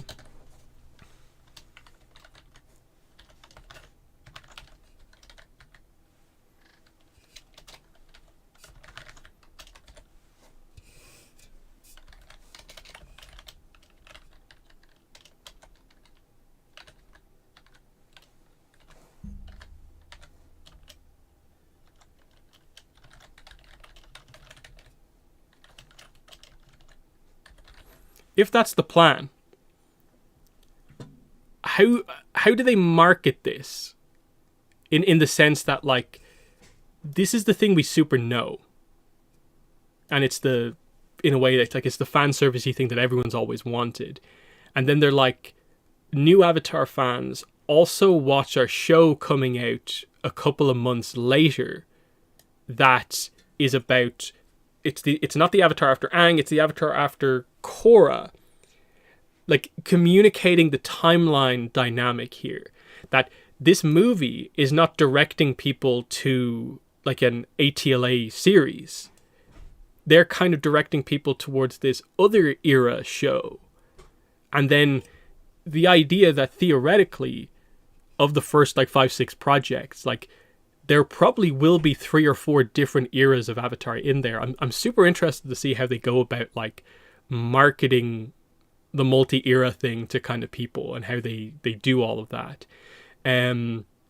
That's the kind of truly interesting part to me in terms of like, is it the movies where they're going to be going back to the kind of already covered timelines? So like ATLA and Korra is the stuff that will be getting movies, but the shows are for like the new stuff, and how they handle that sort of thing in terms of like, it'd be crazy to do, I think, a movie. Like maybe like say they did something completely different. The first ever Avatar Studios project is a movie about a new Avatar. I think that could be like tricky to kind of get across to people. So this is why it makes sense to like lead off with this. But it's all about how they, communicate the whole idea that the Avatar Legends aspect of the franchise, that is what it's about. Because I still think there are a lot of people who are still very much kind of mired almost in the idea that Avatar is Aang. Whereas I think us hardcore fans are very much, we always think about the franchise as many, many, many eras based on who is the Avatar at the current point in time. And there's so much potential in that idea, because every era of Avatar is different. Every Avatar is interesting. That's not the case necessarily for everyone. So they need to get that idea across, I think, to a lot more people, which I think could be a challenge for them, but also quite interesting. And it makes you wonder, like, say, like this movie, when it comes to an end, like, are they promoting the next show? Like, are they telling us at the end of this movie when Aang will return again? Are they doing the kind of like Marvel, I think they do it on James Bond films as well, the idea of like, James Bond will return again, Aang will return again in a new movie. Because obviously the rumor is obviously like Zuko movie might be the second time they do this. How do they do that? And especially if, like, I think what Avatar News kind of said was potentially the idea that the movies are not necessarily like a trilogy that of like linked movies. So like it could be like ATLA in a specific time period and then ATLA in another time period, but like it's before or after the previous movie by quite a big distance. So that's an interesting one. And it all depends on how they do the announcement. Because like if they just do a thing at like a Comic-Con where they're just really clear and are like, you all know about the first movie, boom, coming out here. First show is this. We're also going to be doing another movie. It's going to be this. Then sure, great. Like you solve a lot of the problems that way. But it's hard to picture it when they've been so vague. Is the basic idea. So yeah, I'm probably going to wrap up the stream here. So I guess final questions, final talking points. Does anyone have anything else that they would like to get discussed here on the stream?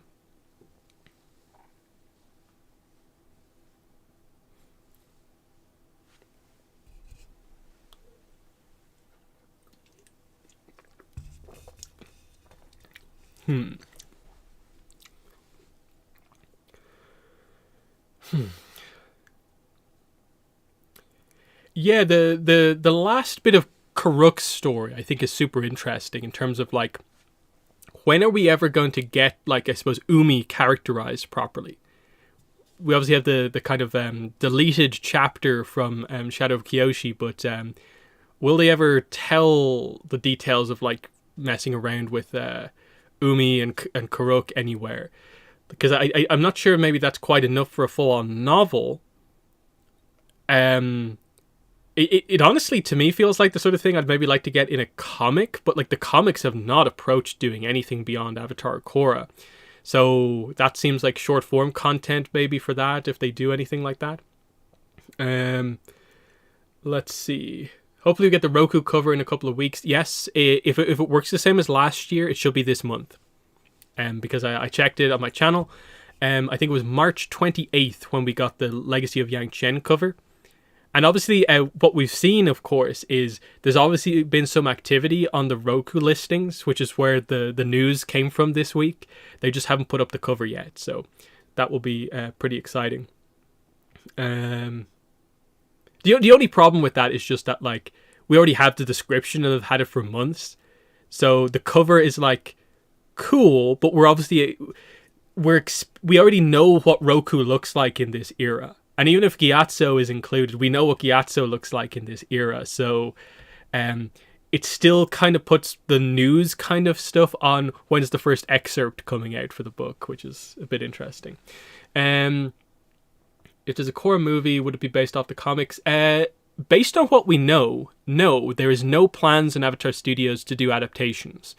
They said that on a podcast like 2 years ago, that their view, I think, is basically that they're going to try and keep the comics and other material as like in place as possible and only adjust stuff if they feel they absolutely need to.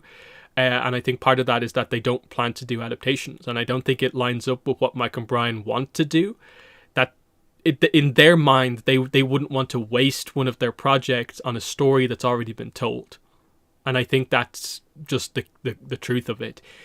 Maybe we'll see some stuff get slightly adapted in maybe like web content that they might do, whatever the short form content style stuff is. But I don't think we'll see any actual proper adaptations. Because their view on it is that they put the effort into helping and assisting on the novels and the comics. Why are we doing it again? We chose to do it in this medium. What do you think the item shop skins are going to be for Fortnite? Yes, Avatar Fortnite's going to be really, really exciting when it all hits. So, obviously what we have here is Korra is... You can actually look at Korra in the game right now. She's the bonus skin coming on April 2nd.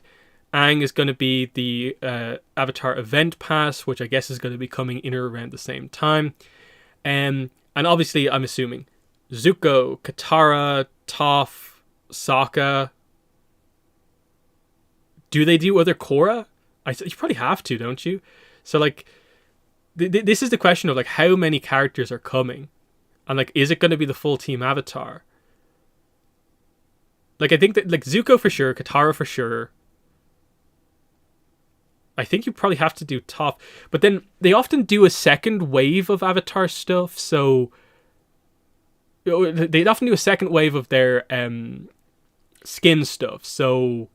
everyone doesn't have to come at once. Toph might be the main character for, like, maybe the second wave. But on the Korra side of things, like, that's what I'm sort of struggling with. Of, like, if you do Korra, you have to have someone else, surely. So, like... Mako, Bole, and Asami? Team Avatar? Tenzin? I'm not really sure. And then in terms of items, it's like, okay, like staff, glider staff, backpack style stuff. Like obviously, like I think we already know, like Appa's gonna be a glider. There'll be some emote stuff, like air scooter emote. I think is kind of locked in. There's probably going to be some sort of My Cabbages emote, I would assume, somewhere in there as well. Yeah, Momo backpack. Yeah, that's definitely something that's going to happen. Yeah, the marble trick thing, spinning. I think that's definitely going to be in there. I would say I'm going to get some sort of Avatar state thing where they might have like your character just hover up into the air, the sphere comes around them. That's definitely a possibility. What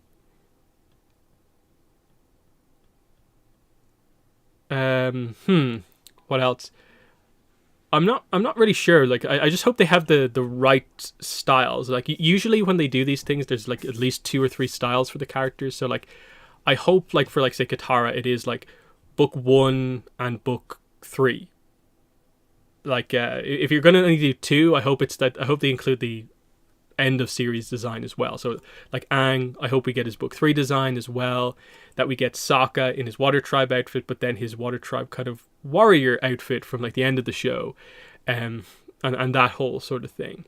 And then like it's obviously going to be a really cool event because like we're completely expecting elemental powers to come into the game, which I think makes sense because like Korra is effectively positioned alongside like this season, like the Greek god characters as effectively like she's along their level because she can control the elements. So like we have like Zeus Thunderbolt this season and stuff like that. So I'm pretty sure we're getting a power up kind of item for all the different elements, and it'll be interesting to see if they combine together in any sort of way. The only thing I saw people mention was like, hey, it's gonna be weird because like all the character models have to be like the same height basically for like balance reasons. So like his model's gonna have to look like it's the same size as like, you know, all these other like adult characters from for different franchises and stuff like that. And it's something that it's weird that I've never really noticed. I think they do a decent job at like showing that, where when you're playing the game, I think you just have like just an assumption that all the characters are roughly the same size, and you're never in the middle of the action, like right next to a character enough to where you can see the height difference. So it just feels right. But it's gonna be fun. It's gonna be really fun when it happens. So yeah, there's that whole thing. Any other stuff? Oh yeah. Just some minor speculation here about the movie, I suppose. What's it actually going to be about? Like I've tried to discuss this a few times, and it's very difficult to actually kind of discuss because I think we don't have enough of a foundation in terms of what's happening in the world when the team is older to really know what's going on. Because the point that I've always made is like the obvious plot point is the formation of Republic City, but that's not necessarily a super exciting plot point because it's already been basically covered in the comics and in Korra. So like just the middle stage of that is not like the most interesting thing. That will be like a background thing to just show like in like hey, this is where Republic City is at this point in time. But the plot has to be something else. Like what is the threat to the city, or what is going to draw the characters out of the early growing city or whatever. That's the kind of challenging point here. In terms of like what are we setting up here? Are we doing a big Azula arc where like Azula is going to be the villain for like the last time, setting up her arc, where this one's more of an introduction thing, and maybe a second movie we delve more into like the characterization of Azula and her arc? That might be how they do the whole, this is the adult gang movie where Aang and Katara are the focus, and then a second movie is where like Zuko's the focus and we do things there. Zhai Bao is always an interesting one to come up, but at the same time, it's like, how big of a thing was he back then? That seems more like a referential thing, maybe, rather than the direct focus as such. And beyond that, it's like, you know, a lot of the fan servicey stuff that we maybe want, I'm not necessarily sure is going to be the plot focus of like, I don't think the movie is just going to be like wedding, child gets born, rinse and repeat style stuff. So what's it actually going to be about? That's hard to say. What way do they do this movie? Like, is it going to be a super plot heavy movie? Or is it going to be more of a, hey, it's more nostalgia focused, that like, hey, you've wanted this movie all this time. Here's lots of fight scenes of the characters getting to show how powerful they are against reasonably powerful foes, and you get to see how much more confident a lot of the characters are because they're so much older, and seeing their powers in their prime and stuff like that. But the reality is, I think Mike and Brian are going to want to do something more plot focused. They're going to want to have like character arcs be a part of this that maybe stem into another movie and all this sort of stuff. But it's so difficult to call that right now when we have no clue what the movie's even about, other than that it's going to involve the team being a team again, I guess, and that it seems like perhaps Aang and Katara specifically are the leads overall. Just that understanding of that, like, we're probably likely to either have like the characters already maybe have a kid or two or something like that. Like, is Boomy going to be born? Maybe. But I'm assuming that will be like a kind of last scene of the movie type thing. We have a little bit of a time skip after the action. Katara gives birth, and we get this kind of big, happy, kind of cool moment at the end, or something like that. Or else they're just parents already, and that whole thing. It's just obviously super difficult to call because it's going to effectively be the era, the uncovered era, the gap period between ATLA and Korra, where we don't know that much about it, apart from like the Yukon situation that happens obviously later on. That's like quite a few years after where this movie is, I think, rumored to be set and all this sort of stuff. So it's just the idea of like, yeah, like, because if the plot of the movie was directly about just it being Republic City, forming Republic City, I think a lot of people will be like, really? Republic City again? It has to be there, but it should just kind of be a kind of, okay, here's a little bit of world building at this point in time. We move on to what we're actually about. So I would highly expect the idea of like something draws the group out of the city to be the plot point. So there's definitely that. And yeah, the rumored titles like Echoes and Aftershocks, Hidden Kingdom, Hidden Island, more like it. They love those hidden islands these days. That's one way to do it. But who knows? Who knows? It's an interesting one. Like the point that we're almost maybe expecting is like, is Azula's next big giant plot? Is it that she causes some chaos somewhere in a kingdom that she's created to herself that causes Team Avatar to have to react to it? That's the probably easiest one to call right now, is just like Azula being used somewhere.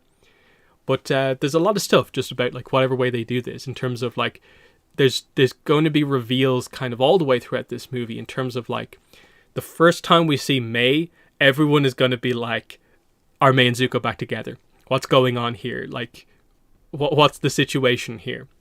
Have we progressed? Because for a lot of cases, this is going to be like effectively the continuation of like Smoke and Shadow, and a lot of comic plots is just waiting to find out if they're going to address some of this stuff. And like Suki was not in the kind of image, the leaked image, and is that just the classic like she gets left out of group shots, or something happened? You know, like that. We're asking these sort of questions here, but we just need more information.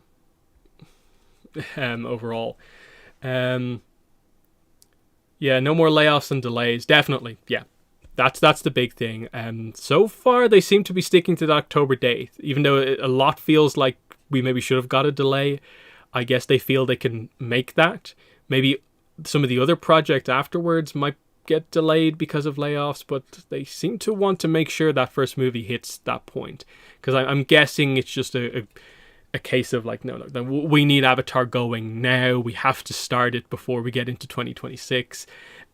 We need our franchises, and the timing is going to work out reasonably well. So I hope that all comes together. But yeah, gonna wrap up the stream there. So thanks everyone for coming out to watch the whole thing.